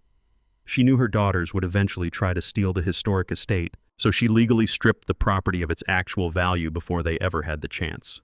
Utilizing her brilliant legal mind and a network of trusted financial advisors, Esther took out a massive, heavily fortified private mortgage directly against the historic mansion. She encumbered the entire estate with a massive lien, burying the legal trap deep within layers of corporate paperwork where her arrogant, impatient daughters would never bother to look. Renee and Kendra stared at the open ledger, their eyes wide with the dawn of a terrifying realization. They had spent the last 2 months fighting over a brick shell, completely unaware that the foundation had been hollowed out years before Esther even passed away. The wealth they thought they were fighting for had never actually existed. The true stroke of Esther's absolute genius lay in the identity of the private lender she had chosen for the massive mortgage. I pulled a certified copy of the original loan origination document from behind the ledger and held it up to the harsh morning light. The corporate seal stamped at the bottom of the page was undeniable. The entity that issued the loan and held the lien against the estate was Esther's Shield LLC, the exact same blind trust that I now fully and legally controlled. The blood drained entirely from Renee's face as the crushing reality of the situation finally penetrated her corporate armor. Kendra let out a choked, breathless gasp, her hands flying to her mouth in absolute horror. They had not inherited a multi-million-dollar asset when they greedily rushed to sign the probate documents and claim their mother's estate. By violently pushing me out and eagerly accepting the terms of the will without conducting a shred of due diligence, they had legally assumed full responsibility for an insurmountable debt. They had inherited a house that actively owed my corporation $1.5 million. They had spent weeks treating me like a disposable nuisance, completely blind to the fact that I was their supreme creditor. Every single day they spent pacing the hardwood floors of that mansion, plotting how to bulldoze the rose garden and build a commercial resort. They were trespassing on an asset that was overwhelmingly leveraged against them. Esther had engineered the perfect posthumous trap, ensuring that her daughter's own blinding greed would securely lock the financial chains around their necks. They had voluntarily signed away their entire future to the very man they had sought to destroy. The historic mansion they had fought so viciously to claim was nothing but a beautiful, rotting illusion. I explicitly broke down the harsh mathematics of their situation, ensuring they understood the absolute totality of their defeat. They never possessed a single fraction of a percent of equity in that property. The market value of the estate was completely eclipsed by the massive principal of the private mortgage, meaning my daughters had inherited absolutely nothing but a crushing, inescapable liability. Furthermore, the meticulously drafted terms of Esther's loan were merciless. The contract required substantial monthly interest payments to be made directly to the holding corporation, a detail my daughters had entirely ignored in their rush to secure heavy machinery and illegal commercial buyers. Because Renee and Kendra had been entirely consumed by their own arrogance, fighting with contractors and loan sharks, while ignoring the actual legal structure of their inheritance, they had failed to make the required mortgage payments for the past 2 consecutive months. By the strict definitions embedded in the ironclad contract, they had blindly assumed they were currently in total irreversible default. The predatory loan they had taken out with the shady strip mall agency was effectively useless, instantly subordinate to the massive pre-existing senior lien held by Esther's Shield LLC. They possessed no leverage, no equity, and no legal standing to fight the inevitable. They had spent all their energy trying to violently evict me from the premises, never realizing they were the ones actively trespassing on a property that belonged entirely to the trust. Their grand commercial resort was dead, their husbands were in federal custody, and they were legally shackled to a massive debt they could never possibly repay. I did not allow them a single moment to catch their breath or attempt another pathetic negotiation. I reached into the heavy canvas bag resting by my feet and retrieved a thick, formal legal packet bound by a heavy brass clip. I stepped forward, forcing Kendra to scramble backward on the concrete, and shoved the official notice of immediate foreclosure directly into Renee's trembling hands. I informed them in a cold, authoritative tone that I was bypassing the county tax auction entirely. Because they were in total default on the primary senior mortgage, my corporation had the absolute legal right to seize the collateral property, immediately satisfying the debt and rendering the municipal tax claims irrelevant to their ownership. I owned the house outright, and I was reclaiming it this exact morning. I looked down at the two women who had spent years treating their parents like disposable stepping stones, feeling absolutely zero pity for the utter destruction they had brought upon themselves. I checked my wristwatch, noting the precise time. I looked back up and delivered my final non-negotiable ultimatum.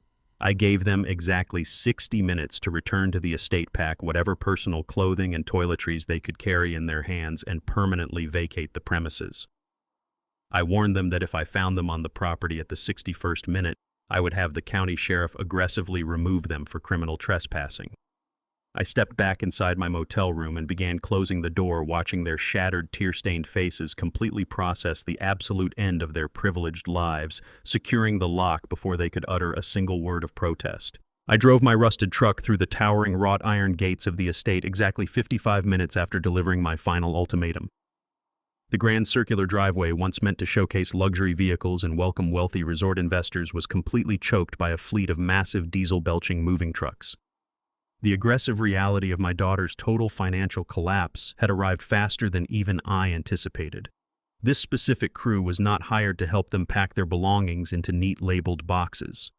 They were aggressive, unapologetic repossession agents operating under strict corporate orders. The men were actively hauling Renee and Kendra's incredibly expensive custom-made furniture out the front doors and callously hurling it onto the manicured front lawn. Imported Italian leather sofas, hand-carved mahogany dining chairs, and shattered crystal side tables piled up in the dirt like worthless garbage. The interior design firms that had happily extended them massive lines of credit had immediately caught wind of the frozen bank accounts and the federal indictments. They had invoked the default clauses in their contracts with brutal efficiency, seizing everything of value before the county tax assessors or federal agents could stake a claim. The repossession crew completely ignored the delicate landscaping, their heavy work boots trampling over the very same ground my daughters had planned to pave over. The chaotic scene perfectly mirrored the absolute destruction of their unearned status. The luxurious facade they had weaponized to evict me and erase Esther's legacy was being dismantled piece by piece, stripped down to the bare, ugly truth of their insurmountable debt. I parked my truck near the edge of the property line, cutting the engine and simply watching the mechanics of their ruin unfold under the harsh glare of the midday sun. Renee stood in the center of the chaotic driveway, her voice cracking and breaking as she screamed hysterically at the indifferent moving crew. The polished, untouchable corporate executive was entirely gone, replaced by a frantic, humiliated woman watching her perceived empire literally tossed into the mud. She threatened them with lawsuits she could not afford to file, waving her arms wildly as a worker carelessly dragged a silk love seat down the stone steps. The repossession agents did not even blink, brushing past her to secure the next piece of collateral. Beside her, the contrast of her sister's reaction was stark and pathetic. Kendra had completely shut down. She did not yell, she did not fight, and she did not attempt to salvage the shattered pieces of her designer life.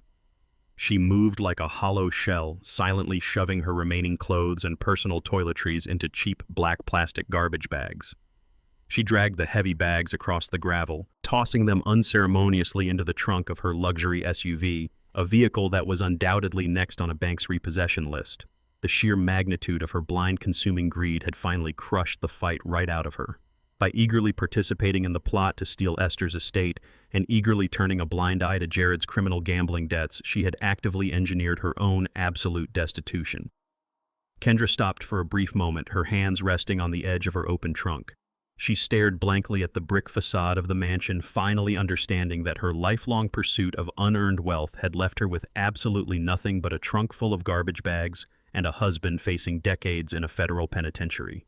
The crushing weight of her reality had finally anchored her to the ground. I stepped out of my truck and walked deliberately up the wide gravel path, my boots crunching heavily in the dirt. I did not look at Renee as she continued to shriek at the indifferent workers, nor did I cast a single glance toward Kendra as she wept silently into her plastic bags.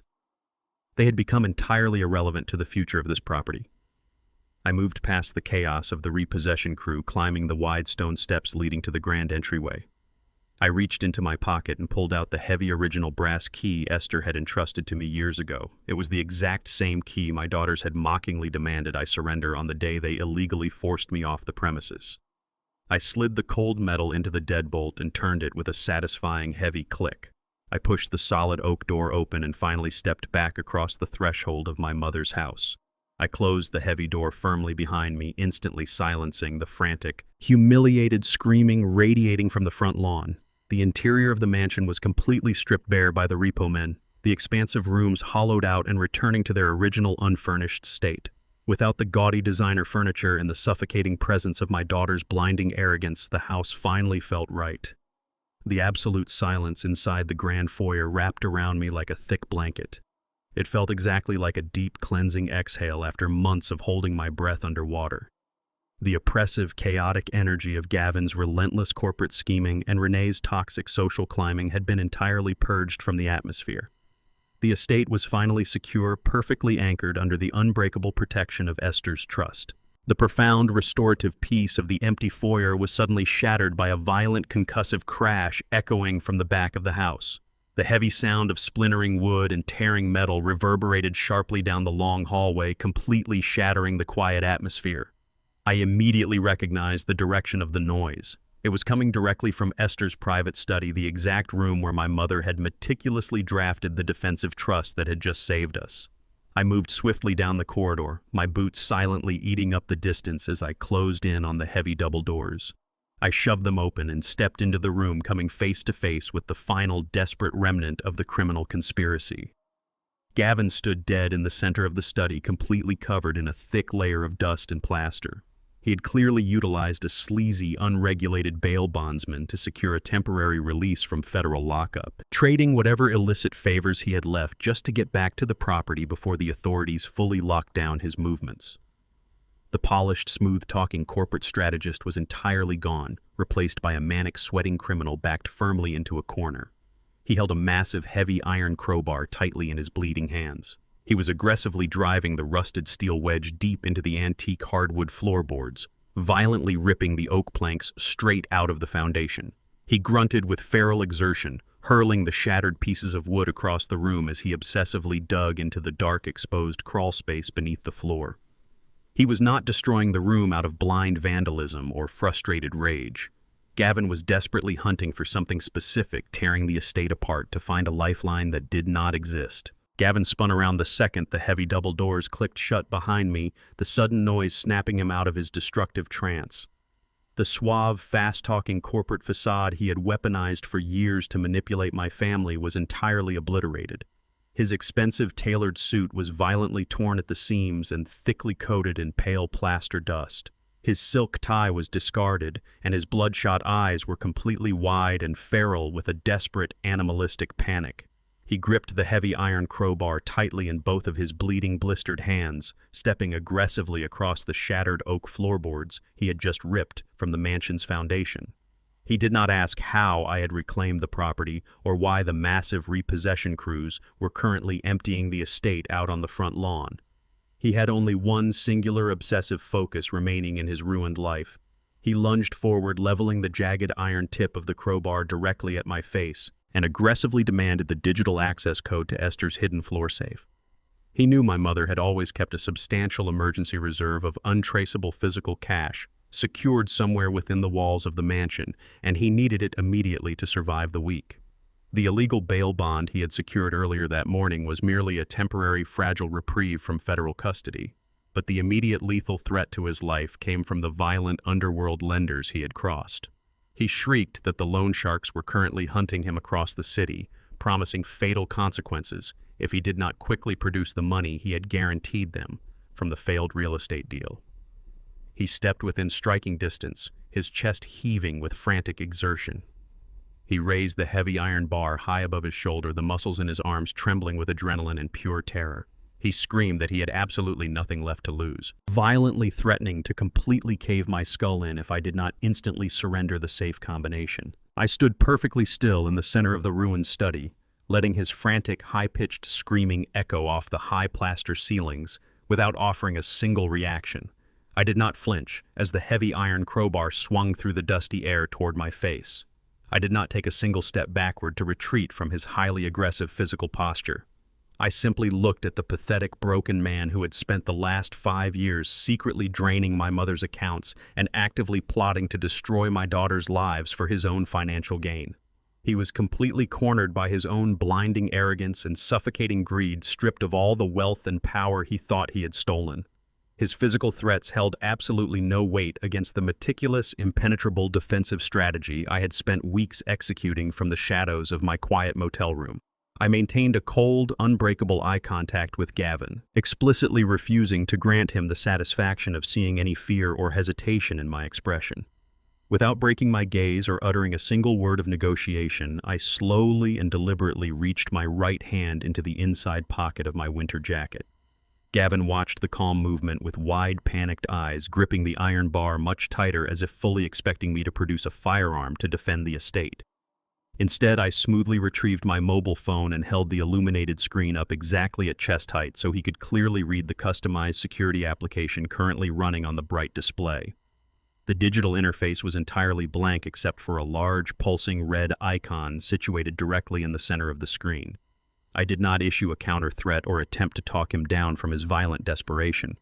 I simply wrapped my thumb around the edge of the device and firmly pressed the single red button, instantly triggering the final, inescapable phase of the trap he had so eagerly walked into. A deafening high-decibel siren instantly erupted through the thick walls of the historic mansion, violently shattering the quiet atmosphere of the sprawling estate.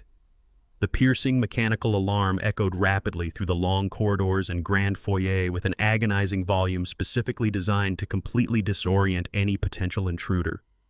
Simultaneously, a series of heavy metallic clanking noises reverberated from the exterior framework of the brick building.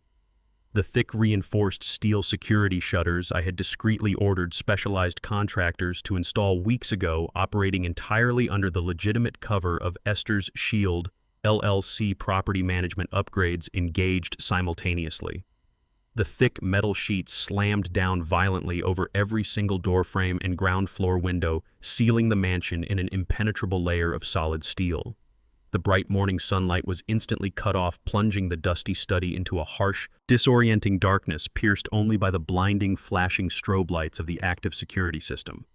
Gavin stumbled backward, dropping his arms to shield his face as the overwhelming noise assaulted his ears and the terrifying reality of his confinement physically materialized all around him. He spun wildly, watching the heavy steel barricades lock firmly into place, completely trapping him inside the very room he was actively trying to loot. I raised my voice to cut through the piercing wail of the siren, delivering the crushing final blow to his shattered escape plan. I calmly informed him that pressing the red button had not simply locked the exterior doors. The customized alert system had instantly dispatched a high-priority automated distress signal directly to the county sheriff's department. I stated with absolute clarity that multiple heavily armed police units were currently en route to this exact location, responding to a confirmed active armed home invasion. I reminded him that he was currently trespassing on private property owned by a corporate trust, actively wielding a deadly weapon while already walking on a fragile federal bail bond. Total unadulterated panic consumed Gavin the exact second he realized the absolute finality of his disastrous situation. The federal prosecutors were already building a massive criminal conspiracy case against him downtown, and being caught inside a sealed mansion during an armed home invasion would instantly revoke his bail and guarantee a maximum security prison sentence. He frantically scanned the dark strobe-lit study, his breathing ragged and shallow over the blaring siren.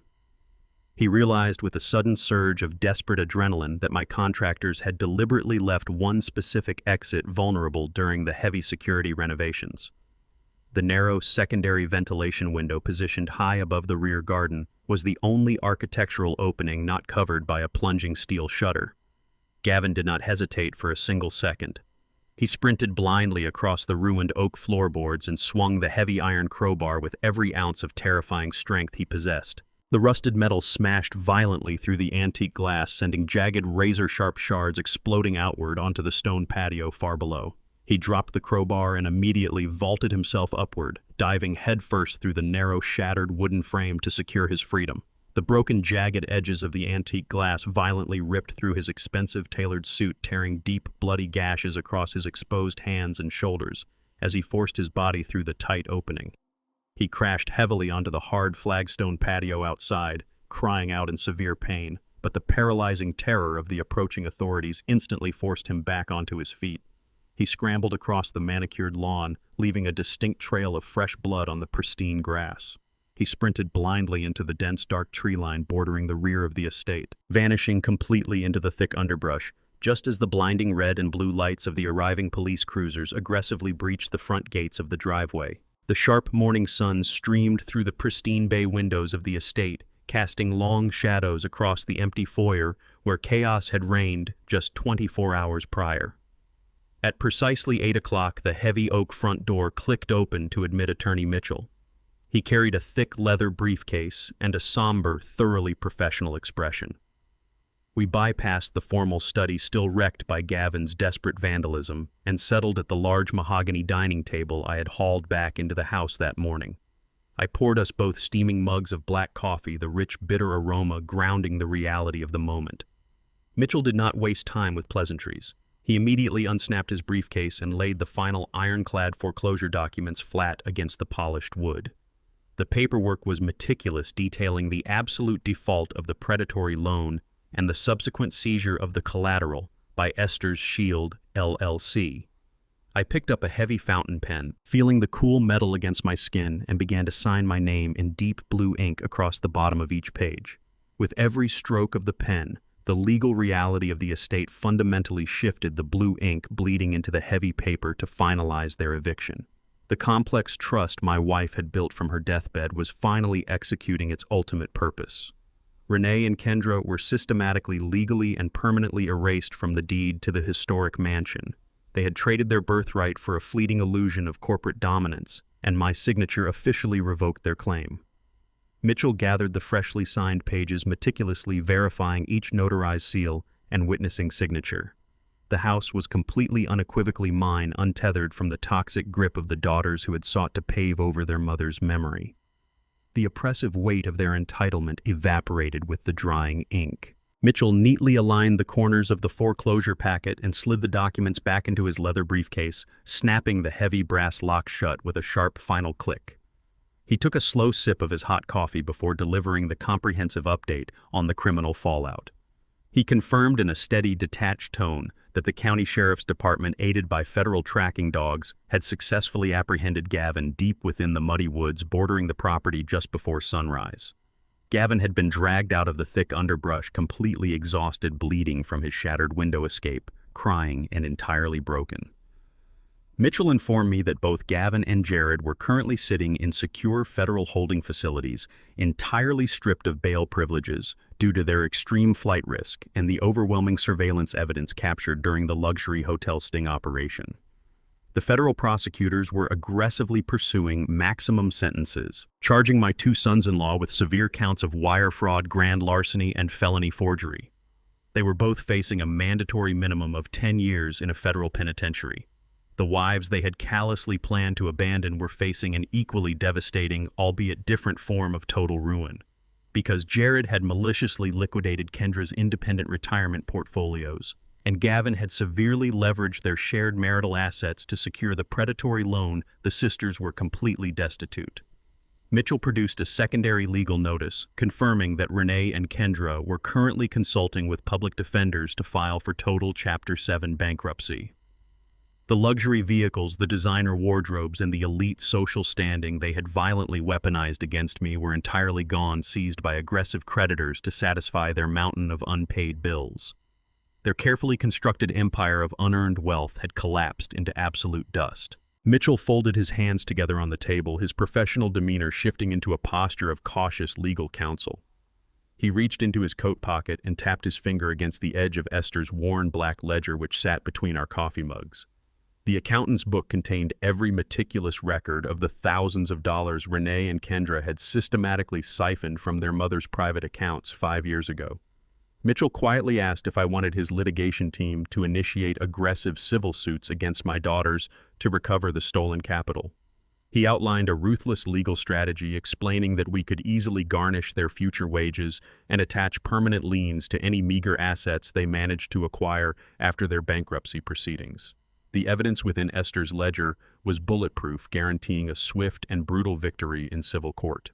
I looked down at the frayed leather cover of the book, staring at my late wife's precise handwriting. I thought about the endless cycle of court dates, the mandatory depositions, and the constant bitter negotiations that a civil lawsuit would inevitably require. Pursuing the stolen money meant actively choosing to remain entangled in their toxic drama. Suing them would mandate years of forced contact, keeping Renee and Kendra permanently tethered to my life as hostile adversaries. It would mean waking up every morning and dedicating my energy to extracting vengeance from two women who had already lost everything, allowing their chaos to infect my hard-won peace. Esther had not built the Shield LLC to facilitate a lifelong war. She had built it to guarantee my ultimate tranquility. I realized that keeping the financial debt alive meant keeping the emotional wound open, granting my daughters a permanent destructive lease on my remaining years. I raised my eyes from the black ledger and looked directly at Mitchell, my decision hardening into absolute certainty. I ordered him to draft the necessary paperwork to legally and permanently forgive the entirety of the financial debt documented in Esther's records. I instructed him to completely abandon the civil lawsuits, wiping the slate clean of their past thefts. Mitchell blinked in surprise, but before he could offer a counter-argument, I clearly laid out my strict terms for this sweeping financial amnesty. In direct exchange for erasing the stolen funds from their legal records, I demanded that Mitchell file immediate non-negotiable permanent restraining orders against Renee, Kendra, Gavin, and Jared. I wanted an ironclad legal barrier erected between my estate and their existence, strictly prohibiting them from ever contacting me, approaching the property, or attempting to communicate through any third-party intermediaries. If they ever stepped foot near the wrought iron gates or dialed my phone number, they would face immediate criminal arrest. I was trading the stolen capital for absolute, unbreakable silence. Mitchell quickly recognized the strategic brilliance of the maneuver, pulling a fresh legal pad from his briefcase to outline the injunctions. By actively forgiving the debt, I was entirely removing their ability to drag me into prolonged bankruptcy mediations or play the victim in civil court. I was permanently cutting the invisible strings they had used to manipulate our family for decades. I picked up the heavy fountain pen one last time and signed my name on the final directive, severing the bloodline, not with screaming matches or violent revenge, but with cold blue ink. I closed the ledger and slid it toward Mitchell, definitively closing the darkest chapter of my life. The very next morning, I initiated the physical resurrection of the estate. I hired a specialized, highly vetted crew of restoration contractors to repair the extensive structural damage Gavin and the aggressive demolition teams had inflicted on the historic house. They worked efficiently, replacing the shattered oak floorboards in the study, repairing the gouged plaster walls, and meticulously restoring the antique glass window Gavin had violently destroyed during his desperate escape. While the interior echoed with the steady, productive sounds of carpentry and sweeping brooms, I focused my entire being on the exterior. I spent the next 2 unbroken weeks strictly on my hands and knees in the humid afternoon heat, manually restoring Esther's beloved garden. The heavy diesel-choked bulldozers my daughters had hired to clear the land for their phantom commercial resort had left deep, ugly, jagged scars across the once pristine topsoil. I refused to hire landscapers for this specific task. I dug my bare hands directly into the dark-turned earth, physically packing fresh, nutrient-rich loam into the mechanical treads left behind by the excavators. I carefully planted dozens of new vibrant rose bushes directly over the exact spots where the heavy machinery had callously torn up the earth. I watered the fragile new roots by hand, feeling the stinging prick of the thorns against my palms as a necessary grounding reminder of the estate's survival. The physical exertion was exhausting, leaving my muscles aching and my fingernails permanently caked with dark mud. But every single drop of sweat felt like a deliberate act of purification. I was not simply landscaping a yard. I was meticulously burying the destructive ambition of my daughters under a thick, permanent layer of living, breathing soil, ensuring their toxic legacy would never take root here again. Once the contractors finalized the interior repairs and quietly departed the property, I commenced a ruthless, systematic purge of the house. I scoured every single room, hallway, and closet to locate and eradicate any lingering physical remnants that belonged to my daughters or their imprisoned husbands. They had left behind a pathetic trail of their unearned arrogance.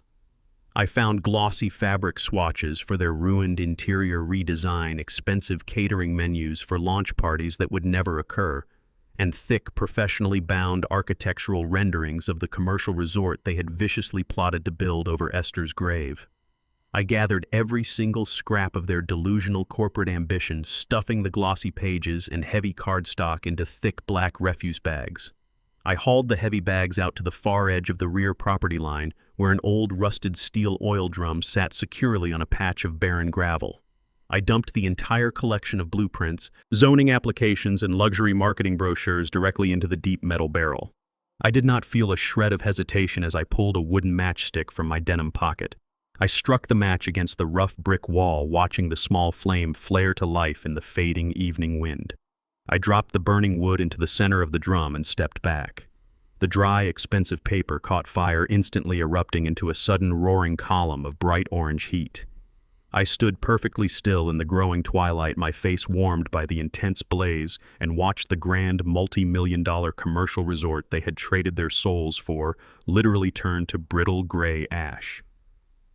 The thick black smoke drifted upward into the cooling night sky, carrying the very last remnants of their greed away from my property forever. As the embers in the steel drum slowly burned themselves out, I walked back toward the illuminated windows of the historic mansion.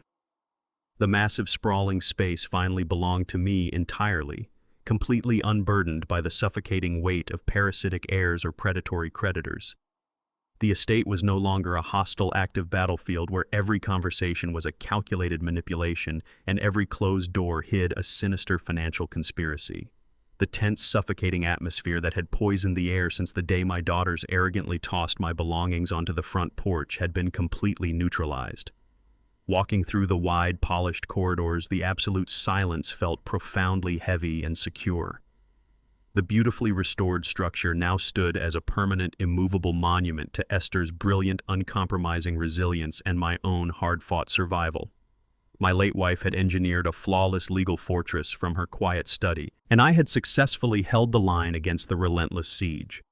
I realized that the exhausting, back-breaking physical labor of the past 2 weeks had served as the ultimate antidote to the psychological warfare I had endured. Hauling debris, scrubbing floors, and digging in the raw dirt had systematically flushed the residual stress and bitter anger from my system. I had actively reclaimed my absolute peace through relentless hard labor, replacing the toxic echoes of Renee's hysterical screaming and Gavin's violent threats with the steady, quiet rhythm of a properly maintained home. I locked the heavy oak front door for the night, engaging the polished brass deadbolt with a satisfying metallic snap. I stood in the pristine entryway, breathing in the scent of lemon polish and fresh garden loam, knowing with absolute unshakable certainty that the devastating war for my mother's legacy was definitively and permanently over. 3 days after I had completely finalized the restoration of the estate, the predictable quiet routine of my new life was momentarily interrupted by the arrival of the morning post. I walked down the long, sweeping gravel driveway to the main wrought iron gates, enjoying the crisp, cool morning air. I opened the heavy metal mailbox and retrieved a small stack of utility bills and local advertisements. Nestled squarely in the center of the generic printed mail was a single plain white envelope. It bore no return address and lacked any formal corporate branding. I immediately recognized the tight, sloping cursive handwriting spelling out my name across the front. It was from Kendra. I stood by the gates, the morning breeze rustling the newly planted rose bushes behind me, and slowly tore open the sealed paper. I fully expected to read a frantic, pathetic plea for emergency financial assistance or a manipulative, tear-stained demand to be allowed back into the guest house while she navigated her impending bankruptcy proceedings. Instead, the brief handwritten message contained on the single sheet of lined notebook paper defied every single one of my cynical expectations. She did not ask for a single dime of Esther's money to pay for Jared's criminal defense attorneys.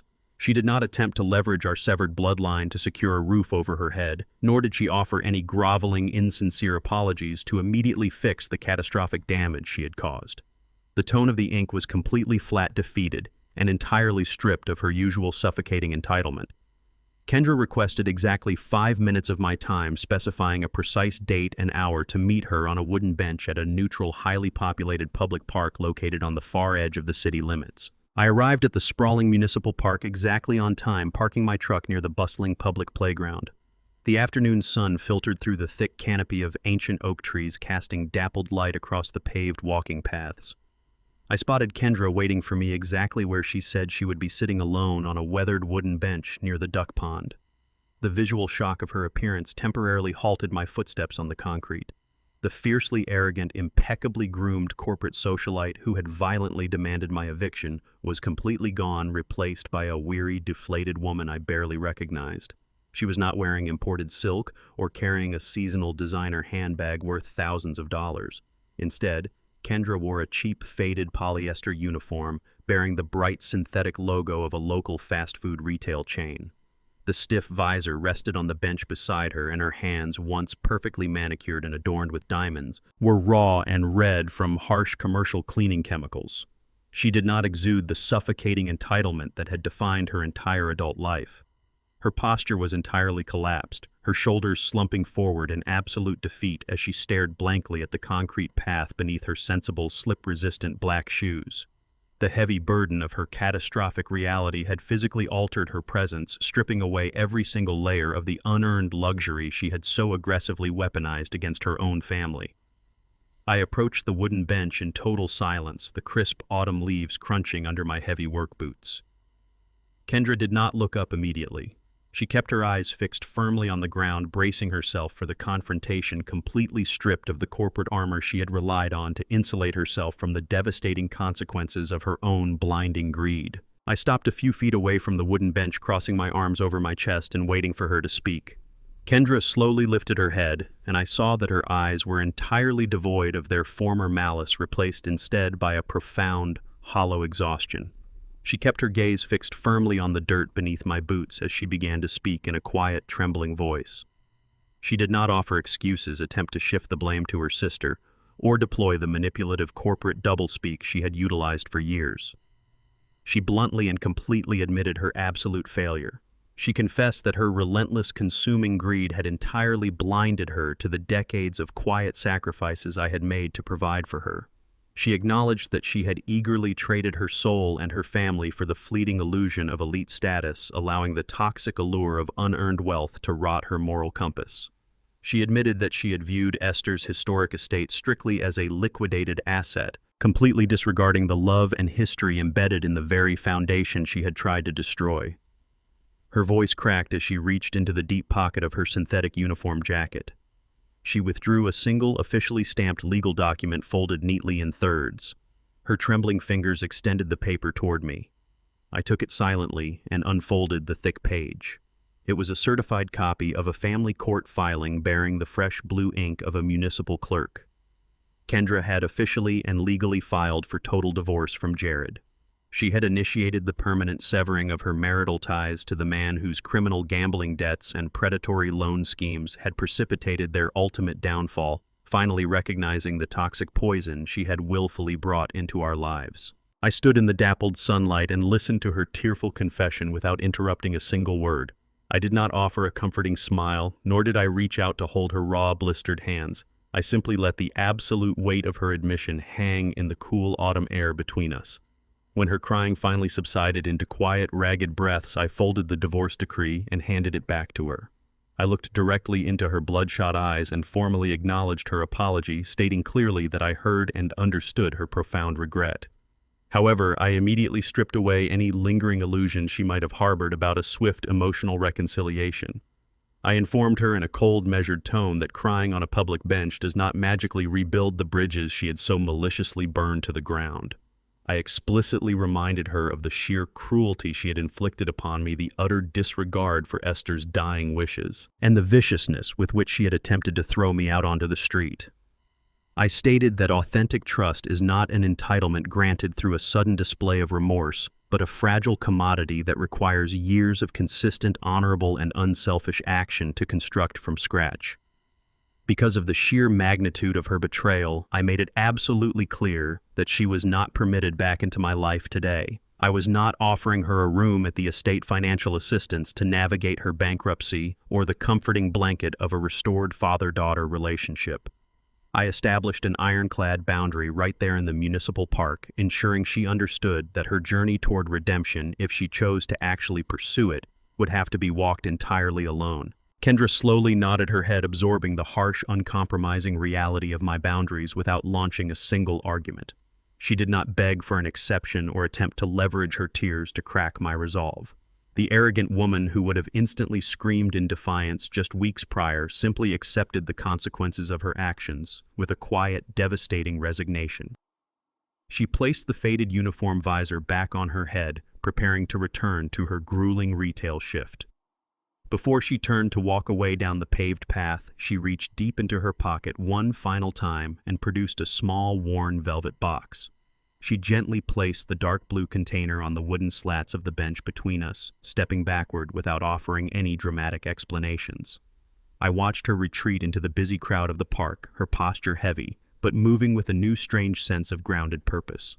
Once she disappeared from view, I reached down and carefully opened the hinged lid of the velvet box. Resting cleanly on the white satin cushion was Esther's vintage engraved silver watch. It was a cherished family heirloom that had mysteriously vanished from the estate 5 years ago, a theft I had always suspected, but could never definitively prove.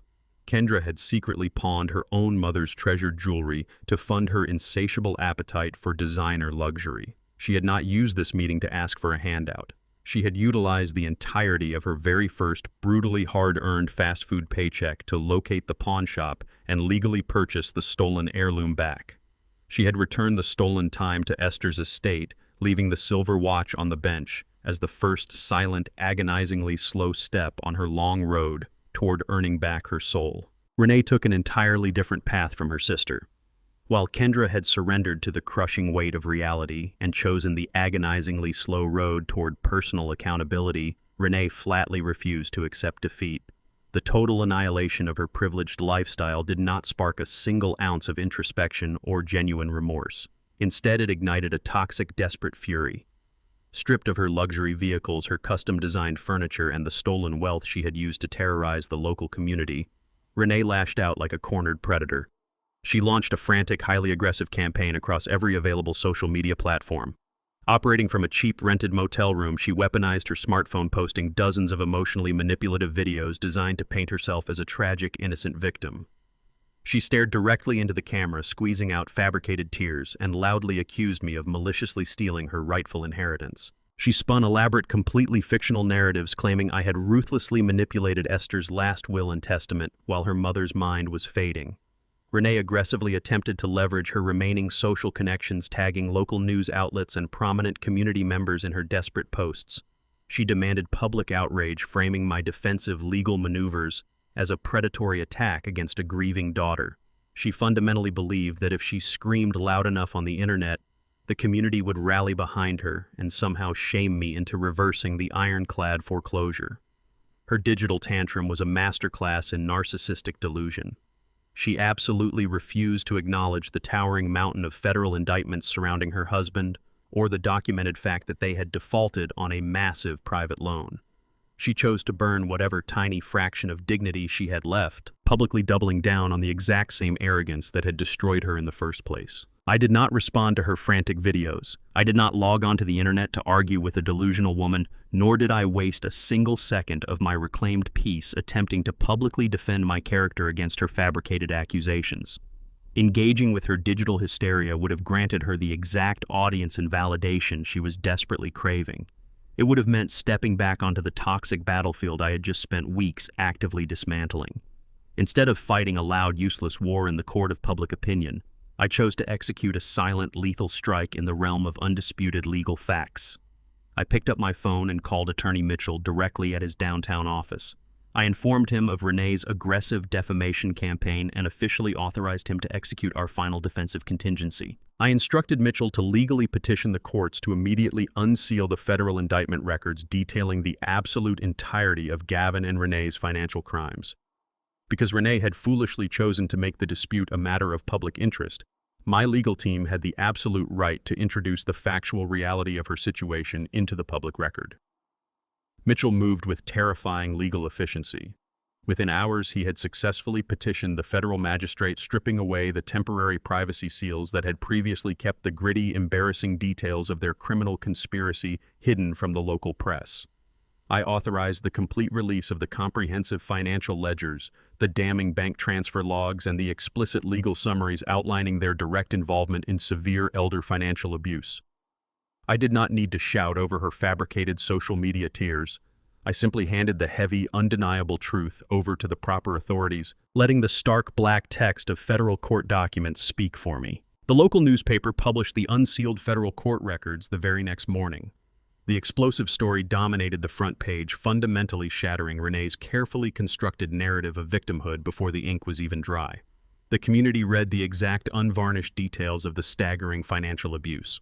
They saw the meticulous timelines documenting how Renee and Gavin had systematically drained private accounts and brazenly stolen from her dying grandmother to fund their extravagant vacations and designer wardrobes.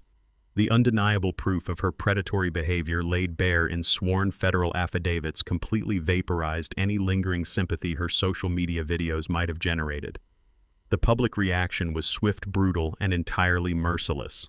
The high society friends she had desperately tagged in her videos instantly blocked her accounts, severing all contact to avoid being associated with a documented federal criminal investigation. The devastating fallout quickly transcended mere social humiliation and struck the final fatal blow to her professional life. The prestigious corporate employer that had previously championed Renee as a rising executive star immediately summoned their legal department upon seeing the morning headlines. They absolutely refused to harbor a liability of her magnitude. By noon, the Human Resources Division had formally terminated her employment contract, citing the extreme public scandal and the direct violation of their ethical conduct clauses. Renee was unceremoniously stripped of her massive salary, her corporate benefits, and the very last pillar of her arrogant identity. The digital megaphone she had eagerly used to slander my name had ultimately amplified her own spectacular destruction. The irrefutable truth had completely burned away her false reality, leaving her entirely exposed, publicly disgraced, and permanently severed from the wealthy community she had spent her entire adult life ruthlessly manipulating. Renee faced total, inescapable social exile. The city that had once served as the glamorous playground for her endless corporate ambition had instantly transformed into a hostile, unforgiving wasteland. She could not secure a table at a local restaurant, walk down the municipal sidewalks, or show her face in the commercial district without facing the disgusted, condemning stares of the community she had brazenly lied to. She was completely isolated, financially ruined, and actively facing the terrifying prospect of severe federal prosecution alongside her husband. The heavy, suffocating consequences of her actions finally broke her unbreakable pride. With zero allies remaining and absolutely nowhere left to hide, she accepted her total defeat. She did not attempt another pathetic social media broadcast or demand an audience to plead her case. In the dead of night, operating under the heavy cover of darkness to avoid the judgmental eyes of her former peers, Renee packed her remaining personal belongings into the trunk of a cheap rented sedan. She loaded the sparse, wrinkled remnants of her shattered life into the compact car, abandoning the town she had sought to conquer. She slid behind the steering wheel, started the struggling engine, and drove quietly across the state line. She fled the jurisdiction as a complete pariah, entirely erased from the historic estate and banished from the life she had tried to steal. She vanished into the dark highway traffic, completely and permanently ruined by her own relentless arrogance. The air in my home remained perfectly still and quiet. The massive wrought iron gates stood firm at the edge of the property, silently guarding Esther's beautifully restored legacy, forever protecting the absolute peace I had successfully reclaimed from the ashes of their greed. 1 full year passed since the heavy wrought iron gates closed behind my youngest daughter, sealing out the toxic chaos that had nearly consumed my life. I sat comfortably on the wide wraparound porch of the restored estate, sinking into the plush cushions of a weathered wicker chair.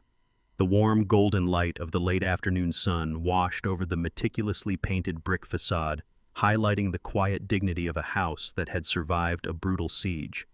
The frantic screams of repossession agents and the violent crash of shattered glass were now distant, muted memories entirely replaced by the gentle rustle of the wind moving through the ancient oak branches. I reached into the breast pocket of my flannel shirt and slowly withdrew Esther's vintage silver watch. I held the delicate engraved timepiece flat in the palm of my calloused hand, feeling the cool metal warm against my skin. The glass face was pristine, perfectly reflecting the vibrant amber hues of the autumn sky. I traced the intricate floral patterns etched into the silver casing, silently acknowledging the agonizing journey this heirloom had taken from a pawn shop display case back to its rightful home.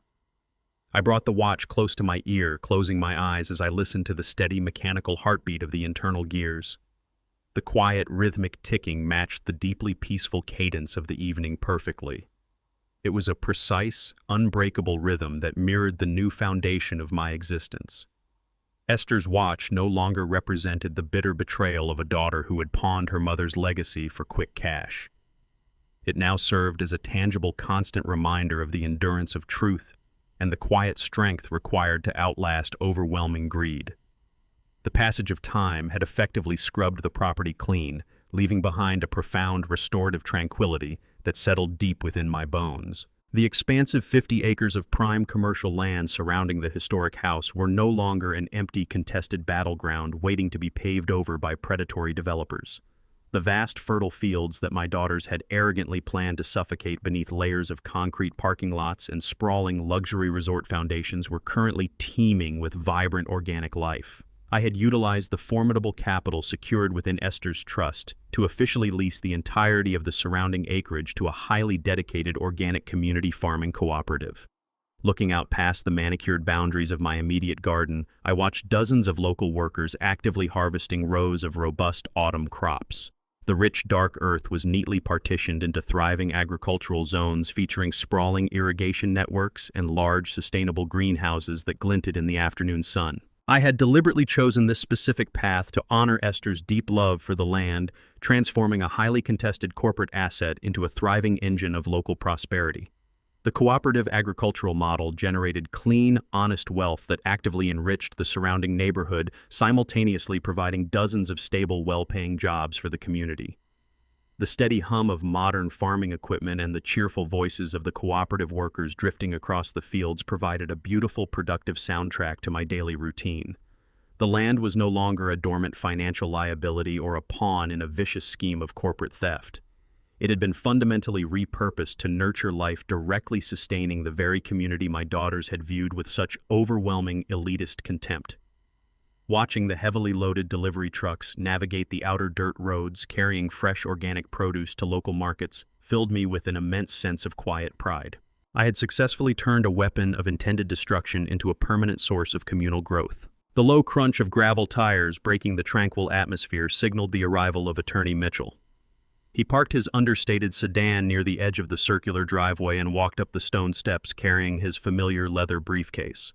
He did not come bearing frantic emergency injunctions or urgent foreclosure documents. He had stopped by simply to deliver the routine quarterly financial reports associated with Esther's Shield LLC. I poured him a fresh mug of black coffee and we sat together at the sturdy wooden table on the porch, reviewing the meticulously prepared ledgers in the fading daylight. Mitchell smoothed out the thick, embossed pages detailing the steady, healthy revenue generated by the agricultural leases and the robust interest accumulating in the protected trust accounts. He looked across the table, his usually stoic, professional expression softening into a look of genuine, profound respect. He officially confirmed that the legal fortress Esther had engineered from her deathbed was currently operating at absolute maximum efficiency. The estate and its surrounding 50 acres were completely and permanently shielded from any external financial aggression. He explicitly guaranteed that no predatory banking institutions, no aggressive commercial resort developers, and absolutely no estranged family members could ever touch a single blade of grass on this property again. The ironclad permanent restraining orders were actively maintained on the municipal registries, legally ensuring that Renee Kendra and their disgraced husbands were forever barred from initiating contact or stepping foot within the county limits. The heavy legal chains that had once threatened to drag me into total destitution had been entirely shattered. The thick legal documents Mitchell presented were not merely financial statements. They were the ultimate undeniable proof of our total, undisputed victory over a highly coordinated campaign of family financial abuse. Mitchell eventually packed away his legal files and quietly departed the estate, leaving me alone to watch the vibrant burning sun slowly dip below the jagged silhouette of the ancient oak trees.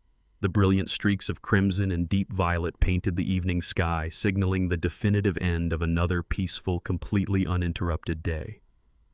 I sat back in my wicker chair, resting my boots against the wooden railing, and allowed myself a moment of profound, unfiltered reflection.